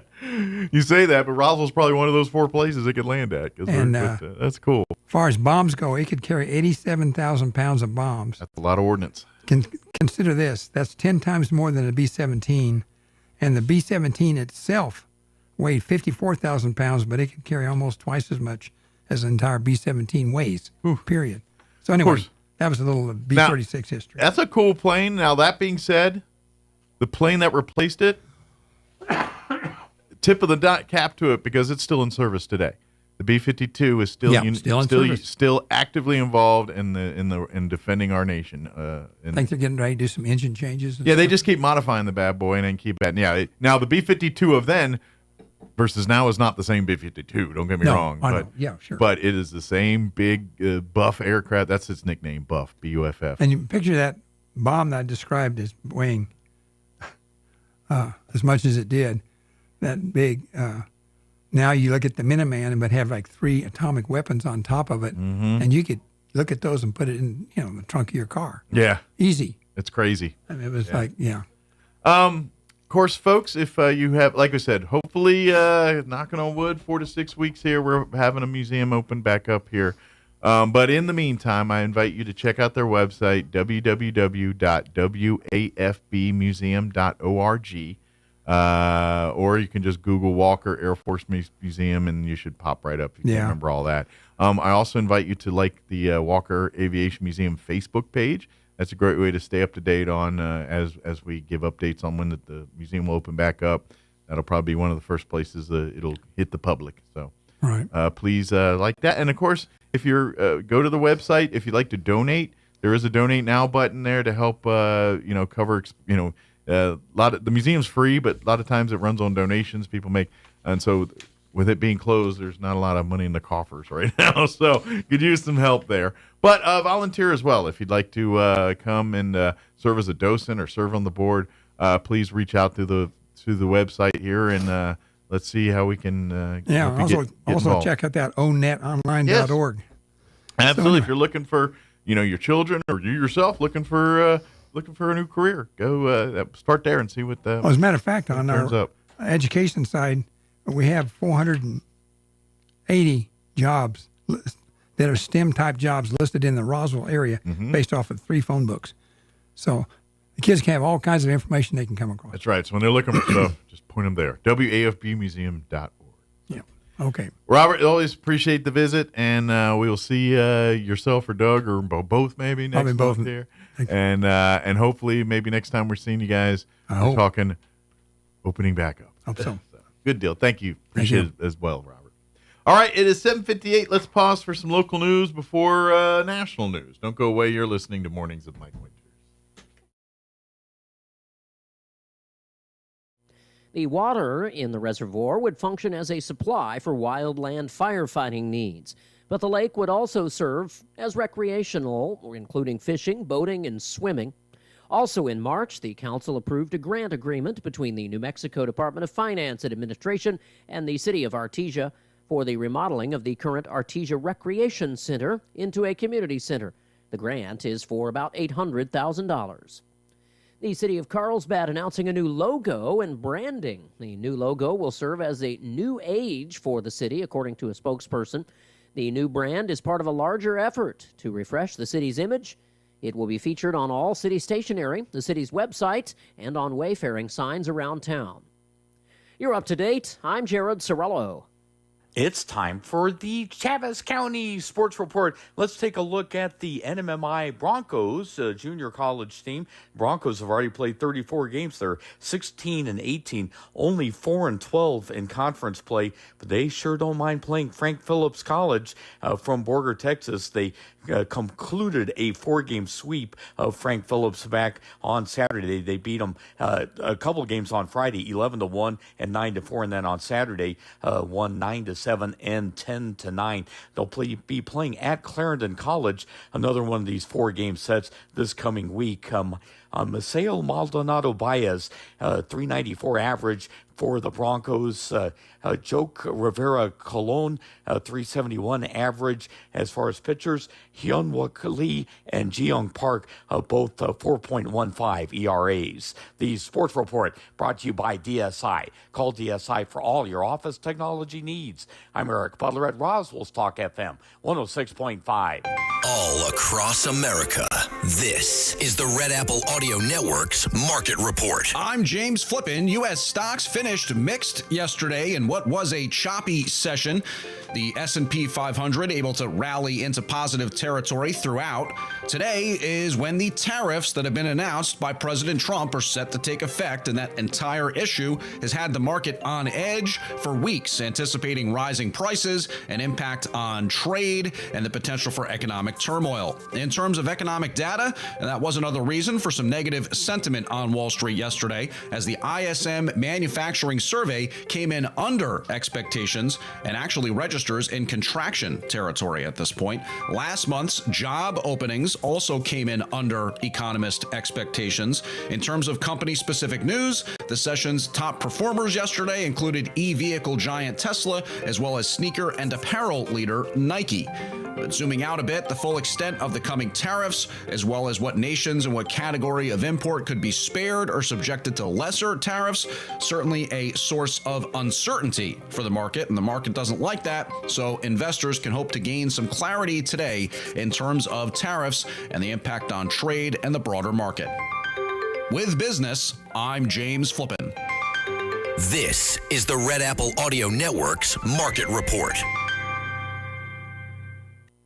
Hey, it's Joe Piscopo. Take your listening room to the next level with Verdant Audio. That's VERDANT Audio, helping build the perfect listening room in your home. With experts to help put together your dream sound system, Verdant Audio experts help you select the perfect gear with equipment you will not find anywhere else. No intimidation, just passionate people who love extraordinary sound. Transform your listening experience. Visit VerdantAudio.com. Explore their collection and book your consultation today.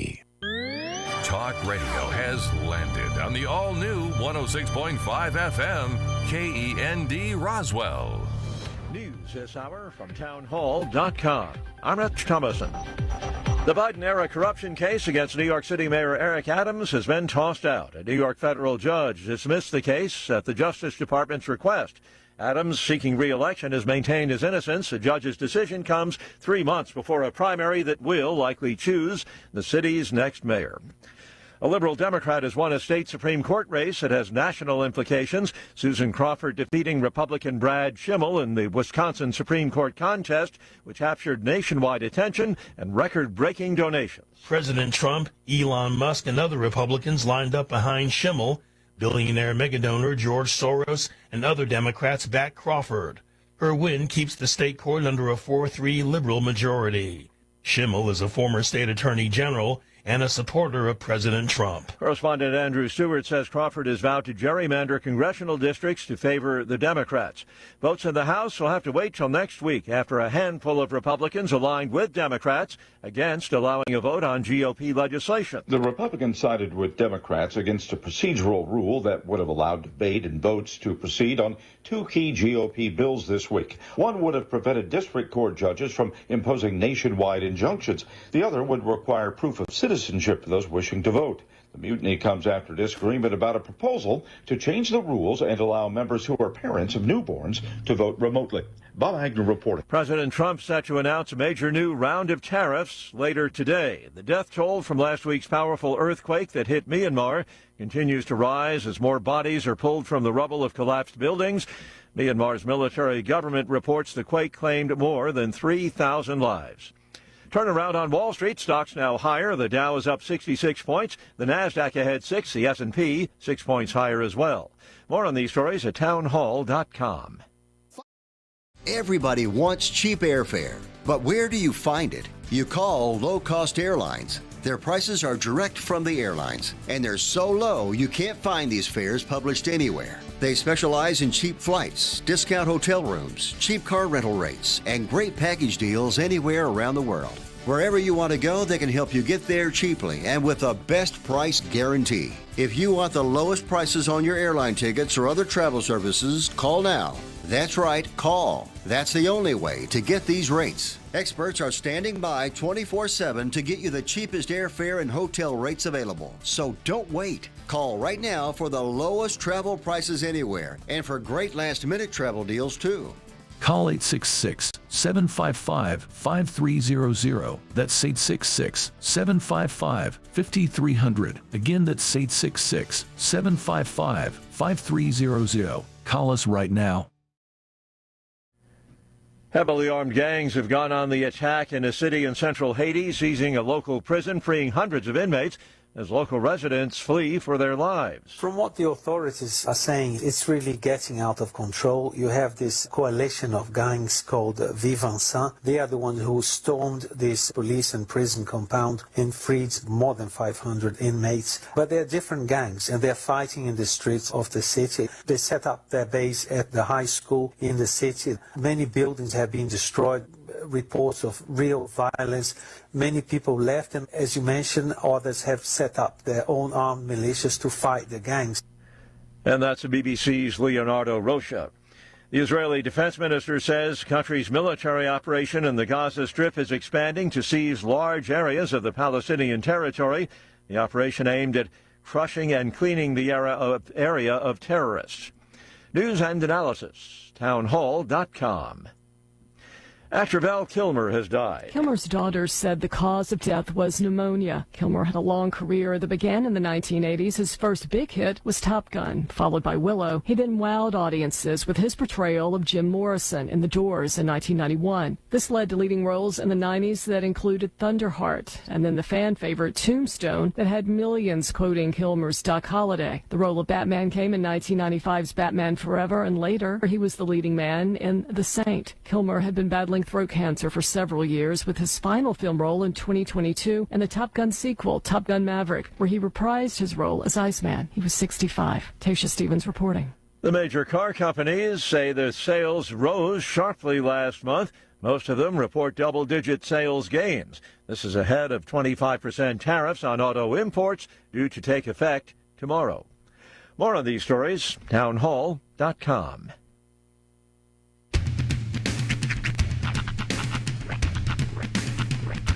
What in the wide, wide world of sports is going on here? I promise you, whatever scum did this, not one man in this force will rest for 1 minute until he's behind bars. Now let's grab a bite to eat. Yeah, come on. I feel the hot wind on my shoulder and the touch of a world that is older. I hit the switch and check the number. I leave it on and then I slumber. I hear the rhythm ringing through it. Flamenco guitar and cumbia music. I hear the talking of the DJ. The travel listen, what does he say? I'm on a Mexican radio. I'm on a Mexican radio. Broadcasting live from high atop the J.P. White Building in downtown Roswell, New Mexico. It's Mornings with Mike Winters on 106.5 Roswell's Talk FM. Is that what I sound like when I talk? Now, here's your host, Mike Winters. And good morning. It is 6 minutes after 9 o'clock. welcome to hour number 3. Crazy Viernes. Of Mornings with Mike Winters, right here on 106.5 Roswell's Talk FM. Happy Wednesday, everybody. Ah, yes, welcome to it. Hope your Wednesday is the happy. Indeed. Hey, my wife showed me something yesterday, and your T-shirt sparked the thing, and I don't know, see if you heard it. You know, Buc-ee's is like growing big time, and Buc-ee's are popping up everywhere. Sean's wearing a Buc-ee's T-shirt. That's why I bought it, in case you're wondering. My wife showed me one. I guess there's a Buc-ee's. I can't remember. I think it's in Texas, but it's got like a water park. Really? I don't know if that was an April Fool's thing that she got duped on. I'm wondering if but that was. She kind of showed it to me, and I'm like, wow, well, there is one in New Braunfels, Texas, which is close to Schlitterbahn. Yeah. The Buc-ee's water park concept called Beaver Splash Adventure is a rumored addition to Buc-ee's, featuring a lazy river shaped like Texas, water slides, and a brisket wave pool, as well as beaver nuggets served via inner tube float device. This has got to be a That's real. That's the most American thing I've heard all day. It says located South Summerlin near Town Center in the 215. It says other Buc-ee's features the 74,000 square foot convenience store, 120 fueling stations, homemade barbecue fudge, and the wall of beef jerky. You ain't lived until you've been on the Brisket Lazy River with a big bag of beaver nuggets. What, you get to the burnt end wave pool, then we can talk. Now I'm curious because this is breaking. West Texas gets its first Buc-ee's water park combo off I-20. It might be real. The rumors are true, but again, this is yesterday. Yeah, I know. That's why I'm like, as soon as I said it, I was like, oh, Kim may have been duped. Of course, first comment, I got excited. I hate this stupid holiday. You know what? I will say that about April Fools. It really does, like, it gets people's mouths set up for a lot of expectations, you know?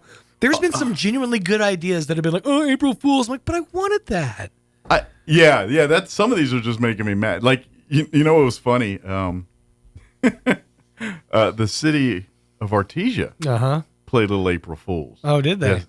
Yesterday. I don't know if you saw it on their social media. I don't know if Windstorm Tuesday was a good day to play a prank on your town. Well, it was not of weather nature or anything malicious. It said that the beginning, and this is where people, if you're reading it, would pay, if you didn't see that. But it said at the beginning of it, starting February 31st, 2026, we're going to start a new online content show called Real Housewives of Artesia. And it's going to feature 7 women of Artesia, and we follow their daily lives as they navigate raising kids and living life. Coming February 31st. And so, here's the thing. Here's where Artesia messed that up. Yeah. You don't have to put a fake date. Right. Because you could just say it's coming in 2026. Yeah. Well, and that's like they created a photo meme or whatever to attach it, and that just said coming soon. But in the content above, the narrator's edit or whatever basically said the February, and so I guess they wanted to make it a little more obvious for, since they are a government entity, they can't. Right. You know what I mean? They can't dupe too. Yeah. Can't get too. You lied to us. Deceptive. Yeah. If the clues were there, if you just not noticed them. I am curious. So there have to be April Fools like pranks that started as pranks, but were such good ideas they just became a thing. Like I know there's been a bunch. Like that's how we got Justin Bieber. Yeah, that's a real good point. Which, by the way, I hear he's not doing so well. Well, like I saw, I guess he put out some video, and now they're thinking that they're gonna have to start locking him down in some kind of really? like Britney Spears-esque type conservatorship thing. He's got one of those going on, huh? Yeah. Let's see. I'm trying to see if I can find. In 2020, Journelle teased men's lace lingerie on April Fools. Later in the year, the company began actually offering men's lingerie and has become a top-selling category. So, ladies. Yeah. But, I don't know. Some of those, you get me all excited, Like, I could totally be down with some of the collaborations that they joked about yesterday. Yeah, there's a few that, like, usually the food ones, or something like that. But at the same time, that's the April Fools I'm okay with. Yeah. Like, I hate the actual living and people doing like those nefarious, like we were talking about earlier about the pregnant or I'm divorced or what or I'm you should never joke about life decisions, especially here's what you're going to run into, and inevitably you're going to have the comment section be filled with, oh, I've never been able to have the joy of childbirth. How dare you play around and sure. And you really do have to take other people's feelings into consideration in those posts. That being said, sometimes they are the most effective ones. But and here's what I hate is because if you're doing said prank, you better be prepared for results you did not want. Yeah. Because, like, for example, there was a thing, back when the fake pregnancies, that I'm coming out. Oh, yeah. You're not really coming out. Right. And you start coming out to parents, and you're not, you know what I'm saying? You may not get the reaction you thought you're going to get, and then your whole relationship changes over a joke. Right. And I'm not saying, you want to learn about people, but now, I mean, I'm just saying, if you ain't thinking on some of these, you could literally destroy family relationships unintentionally, but in a joke. Yeah. Because you don't know when it's no different than the these TikTok prank people that walk around stores and doing their thing. God, I hate it's like that. at one of these points, It's a prank, bro. Yeah. No, it's not. Yeah. At some It's a crime. point, you're going to get knocked out, and now this other person going to go to jail. And quite frankly, if you're doing that kind of stuff, I got no sympathy for you. You're running with the bulls, man. You might get a horn up the keystone. That's right. all I'm saying. That's right. It's funny, though. There's two holidays that are the perfect storm of ingredients to destroy families and relationships. And that's April Fool's Day and Thanksgiving. Yeah. It's really the only 2 times of year that you can just absolutely just throw a match on your entire family or friendship circle if you wanted to. Sure. Of course. But for Just me, start over. My favorite holiday of all the holidays is Thanksgiving. Oh, yeah, I agree. 100%. Any holiday that comes with a gravy boat attached, I'm down. The whole point of the day is to hang out with friends and family, eat, watch sports. I mean, I ain't gonna lie, that's my kind of holiday, right? Granted, there is a perspective angle. The preparers of the food, the main ones. Yes, I'm never a main one. The kitchen crew. I go in there and I'll make a thing. You're the tasting crew. Yeah, but I will help with like a little thing. Like, we'll give Mike the deviled eggs, or we'll give Mike, something relatively I can't mess up that bad. It's like giving you a circle of paper and a safety pencil. Yeah, you go color in the corner. Yeah, but I make the effort at least. But I would imagine from the person that spends days prepping the meal and getting all that together for, in essence, what's 3 days of prep for 20 minutes of eating, 20 minutes of Yep. But if you do it right, it's 20 minutes like 4 times. Oh yeah. And it's also like the best 20 minutes of the entire day because everybody shuts up for a minute. You ain't wrong. There's stuff in their face. Yeah. I never understood my parents kind of did it, the eating Thanksgiving dinner at dinner.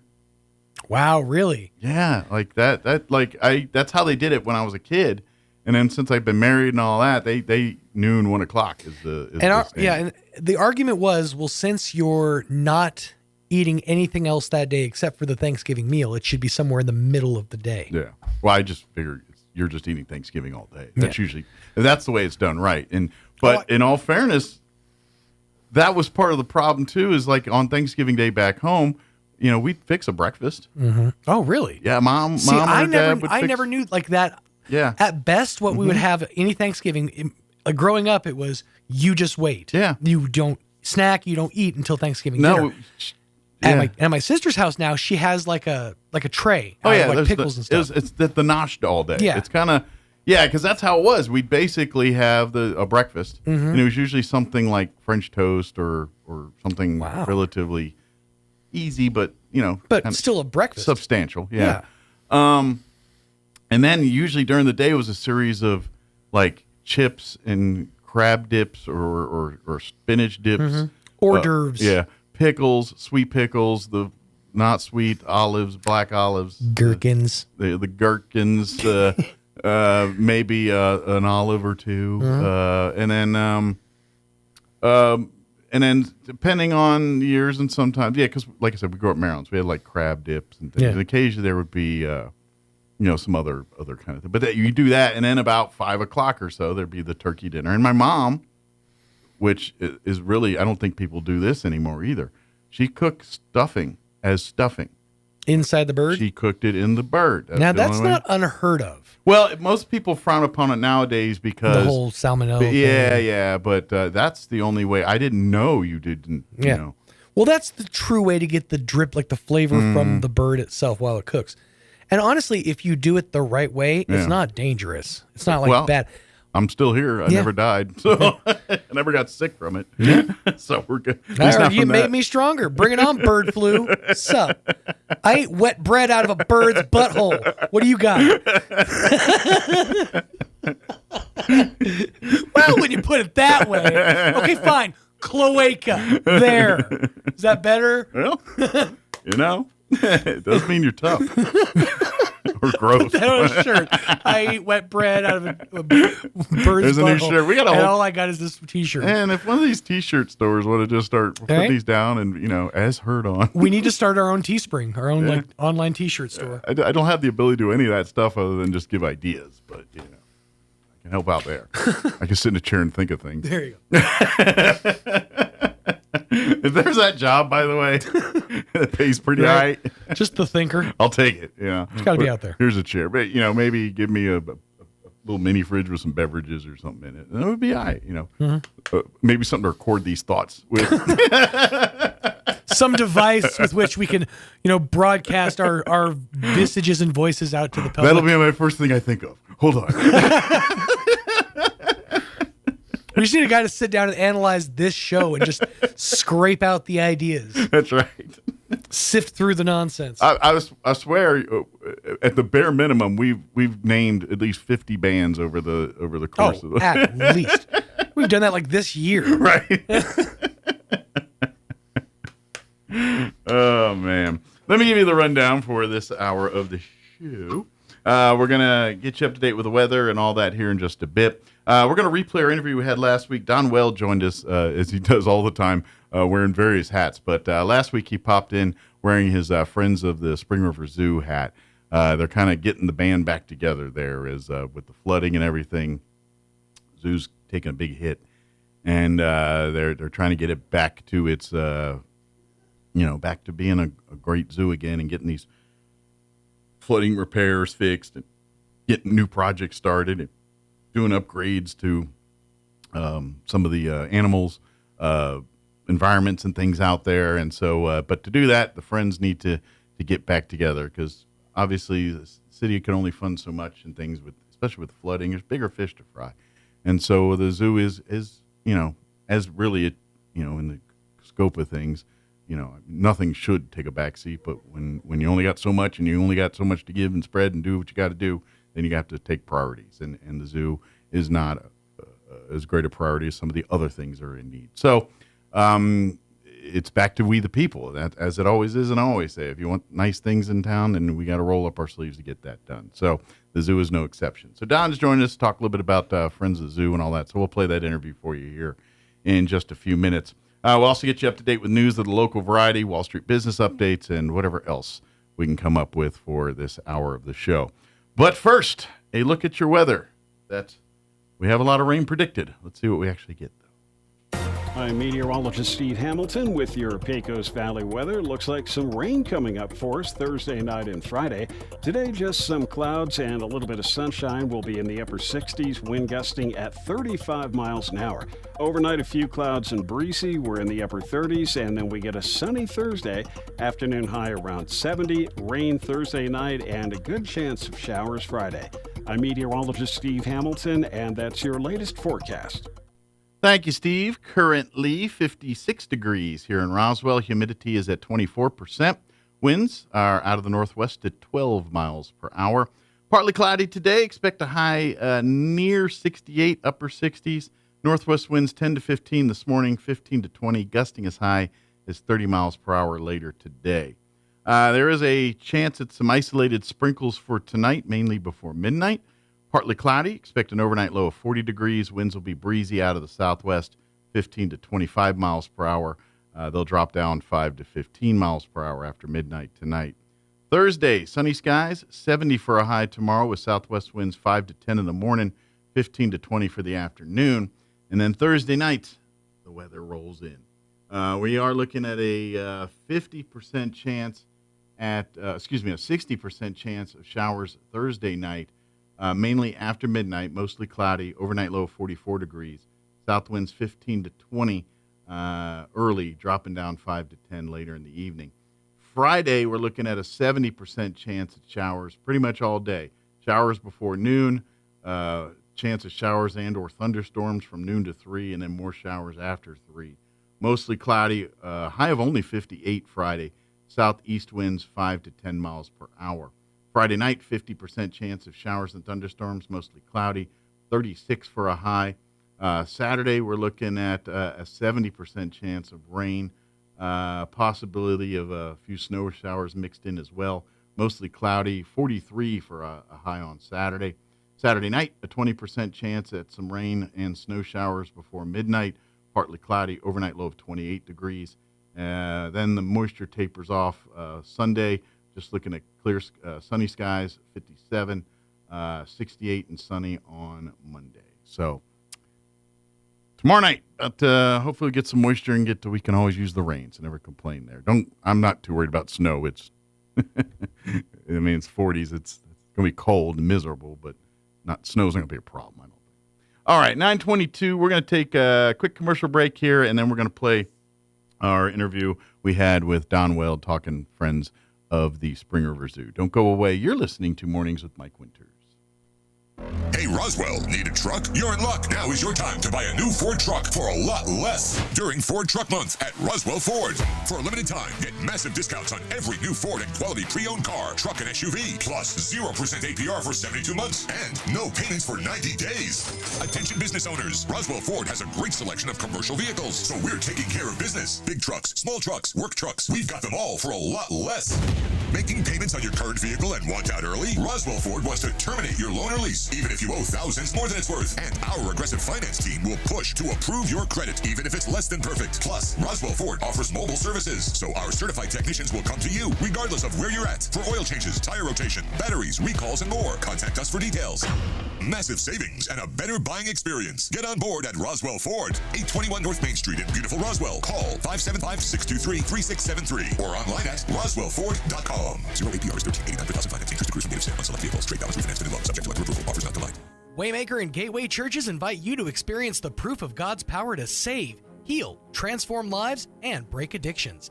The Gospel Tent Crusade, Saturday, April 12th, beginning at 1 p.m. at Cahoon Park at the intersection of West 5th Street and North Kansas in Roswell. The Gospel Tent Crusade is free and open to everyone, and the first 200 people will receive free food and drinks. Come and find the purpose God has for your life. See you Saturday, April 12th, 1 p.m. at Cahoon Park in Roswell. Have you experienced the Valley Cafe yet? It's much more than lunch or dinner. It's an experience. Chef Anthony Noble is a nominated Chef of the Year and manager with a 4.9 out of 5 kitchen cleanliness rating and a 4.8 out of 5 most loved rating. It's time for you to experience the difference that so many others already have at the Valley Cafe. Visit for lunch or dinner at 801 West Brasher, the orange building across from Church on the Move in Roswell. And save the Valley Cafe in your contacts. 575-755-EATS. 575-755-3287. Don't forget, we can cater your event too, and a portion of our proceeds go to the Dream Center in Roswell. Telephone scammers are targeting energy consumers. They demand payment over the phone or warn the power will be shut off immediately. Don't fall for these scams. Central Valley Electric Cooperative will never demand payment over the phone. Please, never give out financial or personal information to someone who calls claiming to be CVE. If you get such a call or have a question about your bill, call CVE at 575-746-3571 to get the facts. Spring is in the air, and so is the Yucca Blossom Trade Day Spring Fling. Join us for a free event this Saturday, April 5th, 10 a.m. to 5 p.m., and this Sunday, April 6th, 11 a.m. to 4 p.m. at the Artesia Center in Artesia, New Mexico. Shop amazing local vendors, find unique treasures, and enjoy a fun-filled weekend while supporting small businesses. Plus, help bless the Stacia Landreth family by donating or bidding in our silent auction. All proceeds go directly to Stacia. Don't miss out on the Yucca Blossom Spring Fling. Shopping, community, community and giving back. See you there. Here's a Mornings with Mike Winters fun fact. Astronauts are not allowed to eat beans before they go into space because passing wind in a spacesuit damages them. The suits for the astronauts. Here's Mike Winters. And good morning. It is 23 minutes after 8 o'clock, and joining us in the studio this morning for day 2, second day in a row. He's almost. We're gonna make you a guest host one day. We can just there you go. Don Well will host the show, but Don Well back with us today. This time wearing when he's not, because we have him in for Bitter Lake, we have him in for the Alzheimer's, we have him in for American Legion, we have you in for drivers, the veterans drivers. Looks like I'm missing one in there, and of course. Also the zoo here, which is what we're going to focus on today, friends of the Spring River Zoo, which like we were kind of saying here in the preview, it's with the flooding, with a lot of the major renovation work that has to be done out there, or cleanup work, whatever you want to call that. It has kind of put a back burner on a lot of the, like what the friends of the zoo do, and because like the city, they're making the funding, this, that, but anything extra, like the butterfly gardens, any of the activities and things that go on at the zoo, that's really the friends of the zoo that kind of fund it, we try foster it, keep it together. And so we want to get back to there where the zoo is more than just a place housing animals. We want to get back to where people are coming, they're having various, educational and fun events and things out at the zoo. And all that. So, but to do that, we got to get the band back together. That's right. Yeah, we got to go find all of that band. Yeah, we lost a few animals and lost a lot of property stuff. And sure, it got to be rebuilt and redone. Does the Friends of the Zoo work like the Friends of the Bitter Lake, where they do actual service projects and things out of the zoo too, or is it more about the funding and generating? Mostly it's the funding, but we could do the projects. However, recently, the last couple of years, that hasn't come to fruition. Gotcha. It's too bad. I think we could do a lot more. Well, it's one of these. And this is where the zoo falls into one of these things that, yes, it's a city-funded thing, and we want the best amenities in town. Right. Or, when you live in a community, you want the best things and all. Everyone does. That's kind of what it is. But, and understandably, the city has priorities that are higher and lesser priorities. And when you have a flood and things that are going on here, things that are more integrated in the actual day-to-day lives and that impact, correcting that takes a priority to things like that. It does. And the people have to come first. And so, that being said, and then don't get me wrong, the city's not ignoring the zoo. They just can't throw as much money into it because the needs are other places. I mean, this is just simple math, folks. You do that and look, and you can all see this.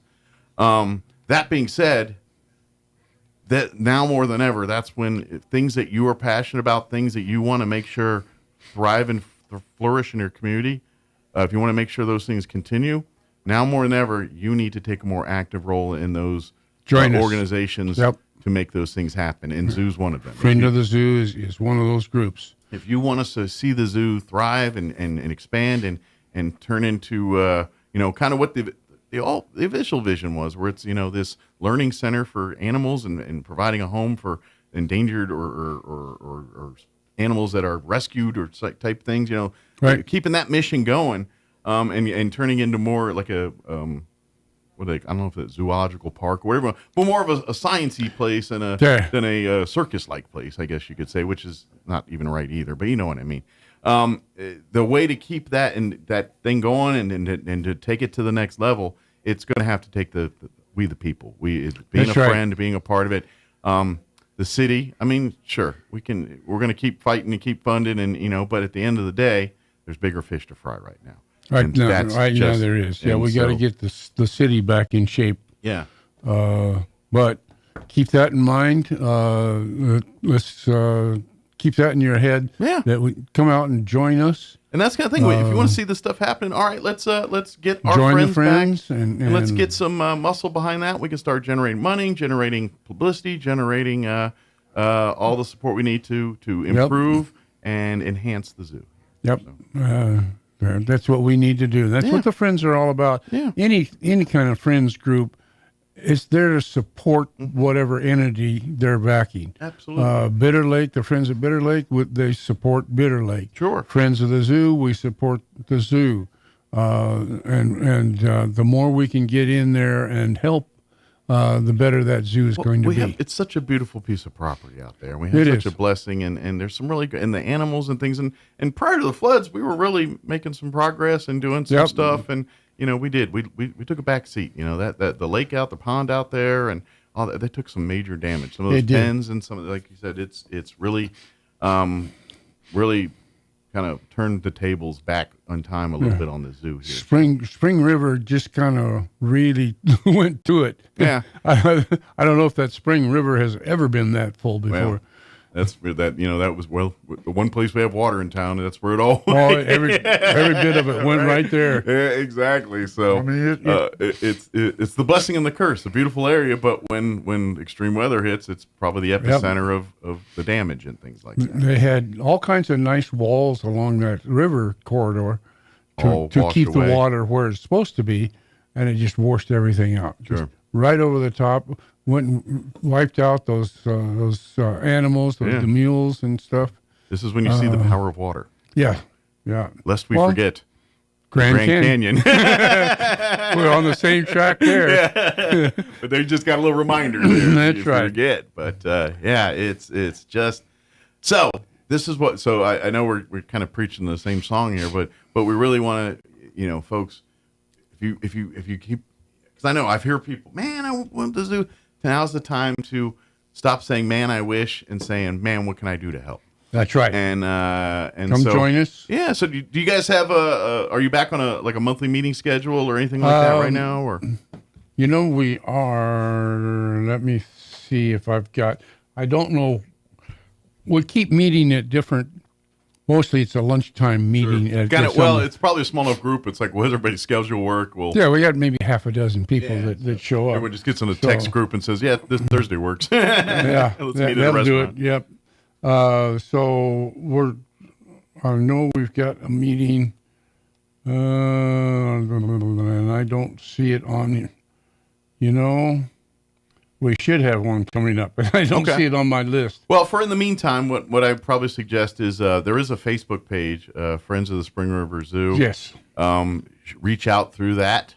Send a message or anything if you'd like to get more involved or have questions, or really just if you want to know more about what the Friends do, and then see if that's something that you'd like to be a part of, and then we'll send you an invite to the next meeting and all that good stuff. Call me or send me a text with your number and who you are, and we'll see what we can do about getting you included. Yeah. And I'd say go on down to the zoo, but I don't think there's Friends there on a regular basis. Usually just the city employees and things. Yes, now, don't get me wrong, you go down there and ask them, they'll put you in touch with the Friends. Most of them are pretty well versed on who the Friends are. Yes. Yeah, they are. And so they can get you in touch with them, but they probably couldn't answer many of your questions directly because their day job is a little different, right? I mean, they run the programs and things, but when it comes to Friends business, they're more about zoo business than what the Friends are doing to help the zoo business. Right. That makes sense. They got their own jobs to worry about right now. They do, very much so. Yeah. And I'm sure they're working very, very hard. Sure. Because not only educators, they're also, the maintenance, caretakers, those animals, the property. They're a little bit janitor, a little bit nurse, a little bit. There you go. A little bit just pet owner. A little bit of everything. There you go, pet owner. That's a good way to put it. Yeah. Got to take care of those pets. Absolutely. Yeah. So they got to multitask. Yeah. But now, kind of give as far as the Friends here, I'm like, what's some of the like I know you guys know, what's some of the goals and things that you guys are trying to work on now for, obviously we need volunteers, but as far as, is there any tasks or any projects that are kind of taking priority that are like, hey, once we got a group, these are the things we need to address first? One of them we'd like to address. These are things we would like to address. One of them is the railroad. Okay. They need new tracks. Okay. The other one is the bear enclosure. Okay. We'd like to. Is it? That thing is antiquated. It's the bears need, like the lion. Gotcha. needs upgrade. We need but still structurally sound. Like it's not. Yeah, we need a major upgrade. But on they that. need an environment that's more suited to their habitats, correct, their needs and things like that. Correct. Yeah.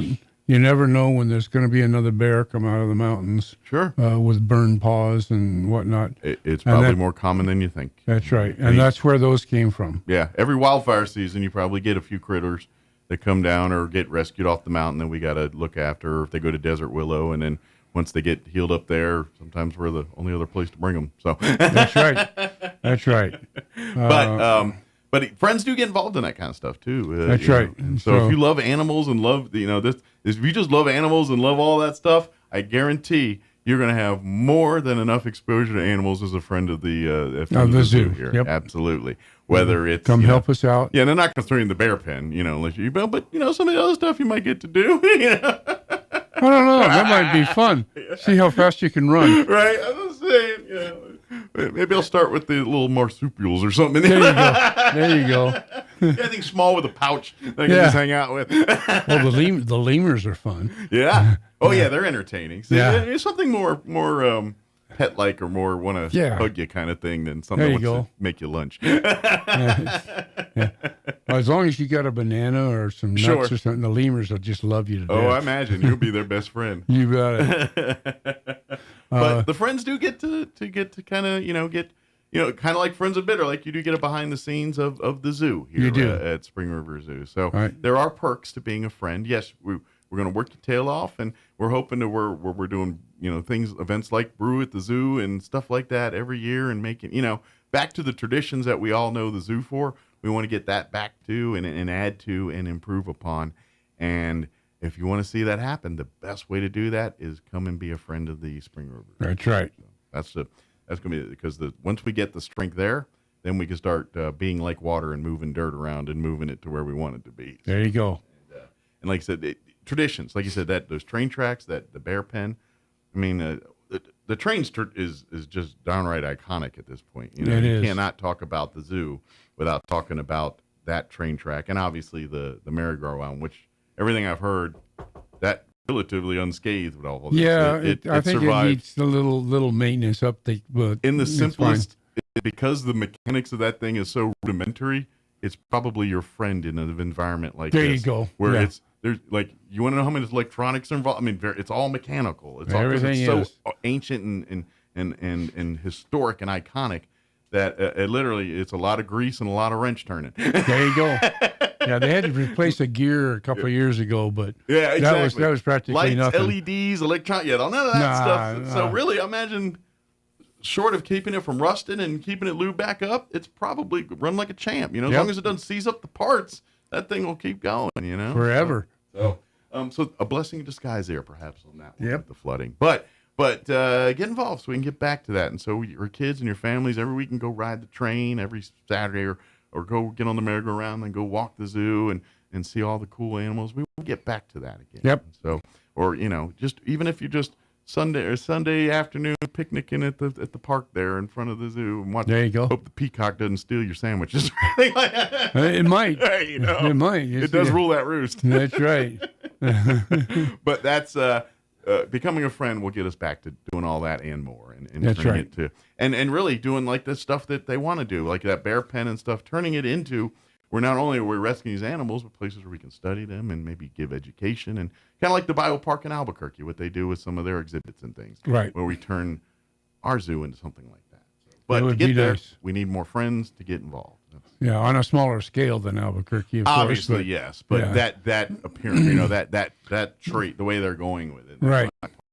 kind of, showing it. But to get there, we got to get more people involved and do Yep. all that kind of stuff. So please reach out. Please, Friends of the Spring River Zoo is probably best to search on Facebook or whatever there. Right. And then you can, of course, reach out to Don. Do you want to give out your phone number?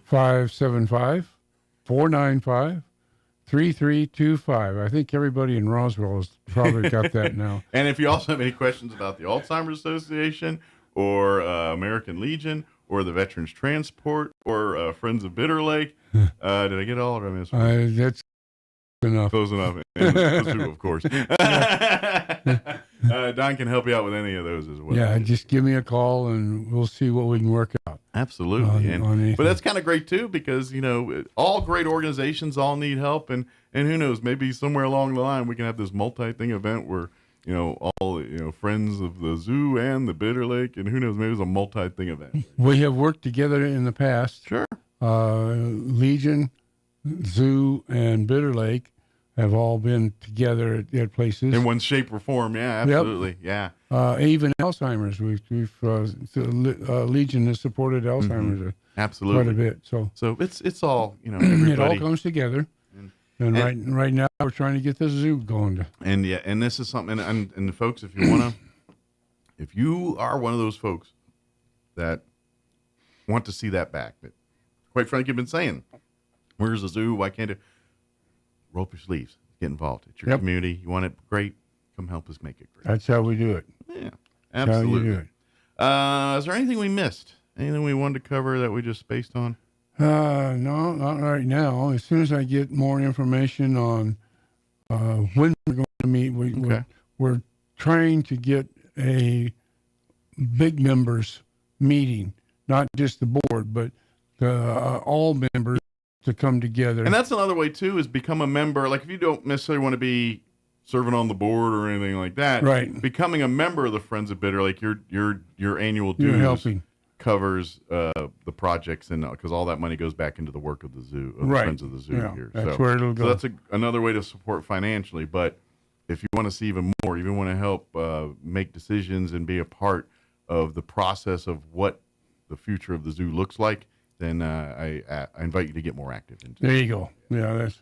Yeah, but give me a call when you get it if you need to, and we'll work out when we're going to meet and where we're going to meet and get it going. That's right. So very good. We get enough people, we'll have to meet at the zoo where all the open areas. There you go. well, that was our thought for us, is to meet out on in the park area. Yeah. There at the zoo. Yeah. What better place? Why not? Yeah. Weather's nice. Everyone loves it out there. And then take a walk through the zoo and say hi. See what you're protecting and what you're enhancing and making better. Right. Rehabbing. Whatever word's appropriate at that particular part of the zoo at that particular time. There you go. But good deal. Well, Don, as always, appreciate it, and I'm sure we'll get on to your next 12 appointments here. So yeah, I'll be back next month again. The busiest retired man in all of Southeast New Mexico is probably Don Weld right here. So. I don't know about that, but I try to keep busy. So. Like if there was a retired person pageant, and you would be a contestant for sure. Yeah. Like who's busiest retired person pageant, you'd be a finalist in that one. Yeah. You might be wearing the crown at the end. You got a chance. But I'm a bet man. There you go. Very good. Well, Don, as always, appreciate it. We'll see you here next time, and anything else we can do, let us know. Thank you. All right. Take Thank care. You,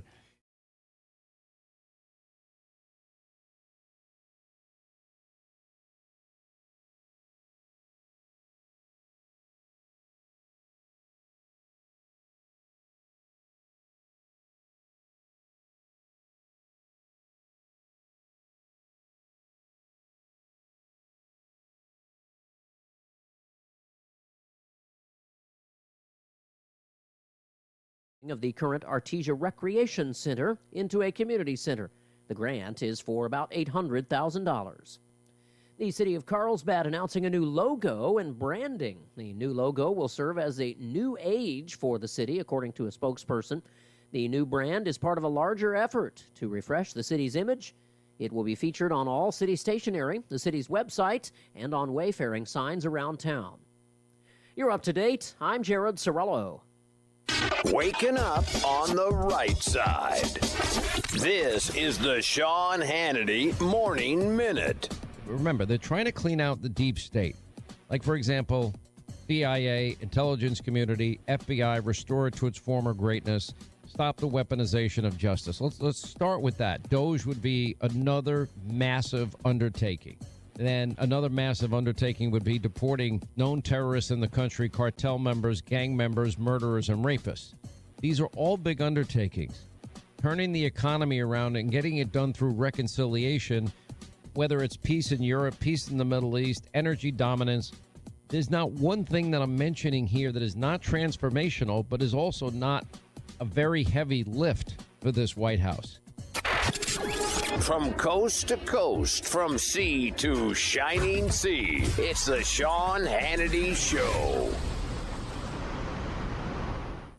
Artificial intelligence, AI, it's all you hear about. But how far away is it? And what are the potential threats from AI that could totally upend the way Americans live their lives? What will it do to the job market? What will the unemployment rate be? What does it mean for data privacy or cybersecurity? How about the banking system or national security? The ECB has already warned about a bubble in AI stocks. Could this spread to other sectors? If you have $50,000 or more saved for retirement, this may not be the time to wait and find out. Learn how you could help protect your life savings using precious metals like gold and silver. Right now, you can get a free gold and silver kit from the top-rated precious metals company, Goldco. On top of that, you could get up to a 10% instant match in bonus silver with a qualified account. Visit HannityGold.com or call 855-815-GOLD. One more time, visit HannityGold.com or call 855-815-GOLD. It's time for the Chaves County Sports Report. Let's take a look at the NMMI Broncos junior college team. Broncos have already played 34 games. They're 16-18, only 4-12 in conference play, but they sure don't mind playing Frank Phillips College from Borger, Texas. They concluded a 4-game sweep of Frank Phillips back on Saturday. They beat them a couple games on Friday, 11-1 and 9-4, and then on Saturday won 9-7 and 10-9. They'll be playing at Clarendon College, another one of these 4-game sets this coming week. Maceo Maldonado Baez, 394 average for the Broncos.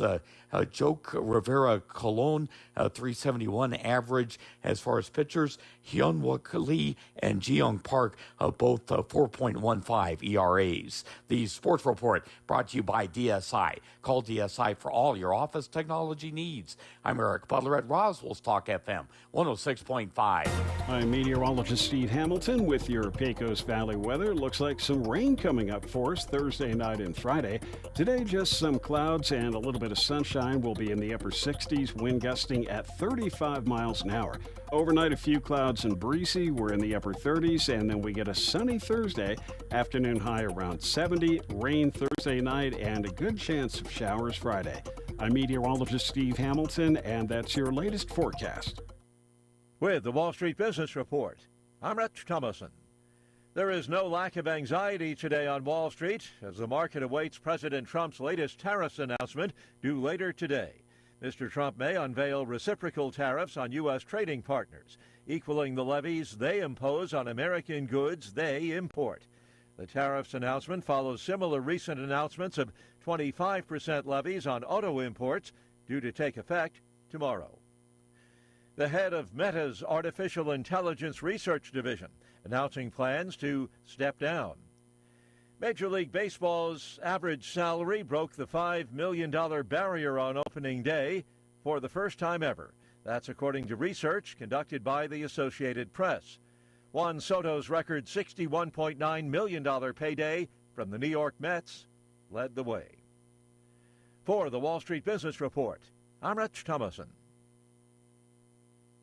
It's time to chase the unbelievable at the Spencer Theater for the Performing Arts. On Thursday, April 10th at 7 p.m., witness the Champions of Magic. Combining their signature humor with groundbreaking magic, the world's only team of illusionists present a brand new, interactive, high-energy show, unlike anything that has come before. Get your tickets online at spencertheater.com or by calling the box office at 575-336-4800. We'll see you at the Spencer. Injury, surgery, or illness can set you back, but you don't have to recover alone. At Artesia General Hospital, our rehabilitation services team provides physical, occupational, and speech therapy to help you regain strength, mobility, and confidence. Take the next step toward recovery. Call 575-736-8174 today to schedule an appointment and get back to living life to the fullest. Do you want to improve the appearance of your smile or increase your self-esteem and confidence? Many people have already chosen to update their smile with veneers. Here at Carabelli Dental in Roswell, we work with our patients to understand their smile goals. With veneer treatment, we can eliminate gaps between teeth, solve the problems of stained teeth, and even perfect uneven or misshaped teeth. You owe it to yourself to have the smile you know is possible. Call us now. Come see the team at Carabelli Dental or call 575-622-4455. New Mexico small business owners, listen up. Resources are available to help you start, grow, and thrive your business. SSBCI 2.0 offers new small businesses the funding, training, and support you need to get your business off the ground. Have an established business but need additional funding and resources? SSBCI 2.0 is the place for you. Visit edd.newmexico.gov to get started. That's edd.newmexico.gov. Sponsored by this station and the NMBA. Check out some of the spring shower bargains you'll find this week at your local Farmers Country Market. Select varieties of American Beauty pasta are 4 for $5, and select boxes of Kellogg's breakfast cereals are $4.98 each. In produce, green asparagus is $1.79 a pound, and Roma tomatoes are 2 pounds for $1. In the meat department, family packs of fresh 73% lean ground beef are $3.29 a pound, and family packs of fryer thighs or drumsticks are 99 cents a pound. These are just some of the spring shower of bargains you'll find this week at your local Farmers Country Market. The Eastern New Mexico University System is proud to present One Eastern Day, sponsored by J.P. Stone Community Bank, Thursday, May 1st, 4 to 9 p.m. on the campus of ENMU Roswell. Come join ENMU for a family fun night featuring food trucks, inflatables, face painting, info booths, and live music by Roswell's own Grupo Maldad from 7 to 9 p.m. Bring the whole family out on May 1st to ENMU Roswell and join us for One Eastern Day. Visit roswell.enmu.edu for more information. Eastern New Mexico University. Student success. That's what we're about. Hey, Roswell, need a truck? You're in luck. Now is your time to buy a new Ford truck for a lot less during Ford Truck Month at Roswell Ford. For a limited time, get massive discounts on every new Ford and quality pre-owned car, truck, and SUV, plus 0% APR for 72 months and no payments for 90 days. Attention business owners, Roswell Ford has a great selection of commercial vehicles, so we're taking care of business. Big trucks, small trucks, work trucks, we've got them all for a lot less. Making payments on your current vehicle and want out early? Roswell Ford wants to terminate your loan or lease, even if you owe thousands more than it's worth. And our aggressive finance team will push to approve your credit, even if it's less than perfect. Plus, Roswell Ford offers mobile services, so our certified technicians will come to you, regardless of where you're at, for oil changes, tire rotation, batteries, recalls, and more. Contact us for details. Massive savings and a better buying experience. Get on board at Roswell Ford, 821 North Main Street in beautiful Roswell. Call 575-623-3673 or online at roswellford.com. 0 APRs, 1389 per thousand finance. Interest accrues from native sale on select vehicles. Straight balance refinanced in loan. Subject to approval. Offers not combined. Picture this. You're behind the wheel of a John Deere compact tractor. You're effortlessly breaking ground, moving piles of rocks just by moving a lever, and enjoying the sun as you clear brush across your pasture. We could keep trying to put you in the moment, but to really understand what this feels like, you just have to get in the seat. Stop by Pecos Valley Equipment in Artesia and Roswell, or visit us online at pecosvalleyequipment.com. Here's a Mornings with Mike Winters fun fact. China has more English speakers than the United States. They have more Chinese speakers, too. Here's Mike Winters. And good morning. It is closing in on 9:55. Got a few minutes here before we get kicked off the radio here. If you missed any part of the show, I always invite you to check it out at your leisure. Log on to ksvptv.com. Click on the Mornings with Mike Winters channel, and you'll find all of our interviews there. Of course, this morning we had the folks in the Roswell Chamber of Commerce join us in the 7 o'clock hour and give us an update on upcoming events and things there. We replayed our interview with Robert Sherman from the Walker Aviation Museum, talking about updates there. They're not open yet. They're still getting fixed from the flood, but hopefully 4 to 6 weeks. And then we just played our interview with Don Weld, talking about Friends of the Zoo. You're talking about they're getting the band back together for that. Ah, yes. So. I got a little story to tell you. Oh, yeah? I don't know this for sure. I haven't fully fleshed it out, but I think I may have accidentally become a juggalo. A little late to the party. Let me explain. So the group that I've been going to every now and again watch wrestling with, Ram and some of the guys, they've renamed. We have a chat group, which Pete Hegseth hasn't found his way into yet, called WrestleManiacs. And what I've established is not only my buddy Ram, but also like his entire crew are avid fans of the Insane Clown Posse, which I've been known to dip a toe into their music in the past. It was a complicated teenhood for me. But as we were kind of talking about, maybe doing like a game night or something like that, it got suggested that we play like a Juggalo board game, which I didn't even know was a thing. Apparently it's totally a thing. For guys that are kind of... There's a whole marketing arm behind the Insane Clown Posse. I'm about to say, they're like Kiss with the marketing. They really do slap a clown face and an axe man on pretty much everything you can get. A bunch of rebels Hatchet and revolutionaries. You got a marketing plan. I was just joking around with the guys, and then the cold realization washed over me. It's like, did I just join a group of juggalos? Am I going to have to invest in some oil-based face paint I was about now? to say, if you show up in makeup, then... If just one day I just show up, just... 6 card about to drop. So, yeah, I actually confessed that to my kid's mom yesterday, and she goes... She had a great response. I got to give it to her. She goes, Again? Well, piece of advice. Yes. If you are going to become a member of the Juggalo Army, right, might want to get better at fighting. Yeah, I've heard they they tend to be rowdy. They tend to throw. What I need to do is I need to visit a Waffle House. I need you to. go. It's like a dojo. You return to your home dojo, and that's where you train. You got to find your Miyagi, right? Get you ready for the tournament. His name is Toozy Two Cheats. I got a Juggalo concert coming up in 3 months. You got to get me a black belt by then. So now I'm making my way into that realm. I guess. All right. I'm very curious of what the game is. Like when you play said board game, because I'm thinking it's got to be a little dark and sinister, right? Oh, of course. What if it's just like Candyland? Chutes and ladders. That's I'm kind of curious. It'd be like axes and chains or something. But I mean, if it's really just like not threatening at all, it's like Let's quite see. delightful and very stress relieving. Here's my Juggalo name generator. So August that's from a coffee cup. First initial. So I'm Corpse Marquez. There you go, Corpse Marquez. Sounds kind or of Corpse Marquis, maybe. I don't know. Marquis. Yeah, Corpse Marquis. There you go. Yeah, Corpse Marquis. Mm-hmm. Sounds you can hang out in New Orleans. I would spell it like Marquis, like Biz Marquis.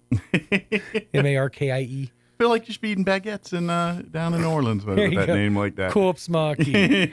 Where's my?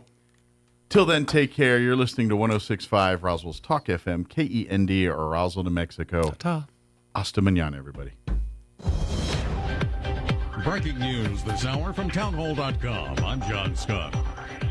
President Trump set to announce a new round of tariffs this afternoon. White House correspondent Greg Clugston with a report. The president has labeled today Liberation Day, and his spokesperson, Caroline Leavitt, says the message is simple. If you make your product in America, you will pay no tariffs. A major concern, however, is that tariffs on imported goods, from fruits and vegetables to auto parts, will lead to higher prices for consumers. Greg Clugston, the White House. Ahead of today's announcement, stocks are higher. Also at townhall.com, Republicans won Florida's special congressional elections. Republicans Jimmy Patronis and Randy Fine, as expected, won special elections in 2 Florida congressional districts. Fine for a seat vacated by Mike Waltz when he was tapped to become President Trump's national security advisor. Patronis to replace Matt Gaetz. The wins bolster Republicans' margin in the House. It's now 220 to 213. However, Democrats did narrow the voter margins considerably from November in 2 of the most heavily Republican districts in the country. I'm Ben Thomas. The Democratic-backed candidate for the Wisconsin Supreme Court has won, preserving that court's 4-3 liberal majority for at least 3 more years. Susan Crawford defeated Republican-backed Brad Schimmel in a race that broke records for spending. A federal judge has dismissed New York City Mayor Eric Adams' corruption case. Judge Dale E. Ho granted the Justice Department's extraordinary request to set aside criminal charges so the mayor could aid President Trump's immigration crackdown. But the judge denied prosecutors the ability to potentially bring the criminal case back after the mayoral election. Adams had pleaded not guilty to bribery and other charges. The Dow had 60 points, the NASDAQ Composite adding 66 points. This is townhall.com. Hi, it's Mike Gallagher.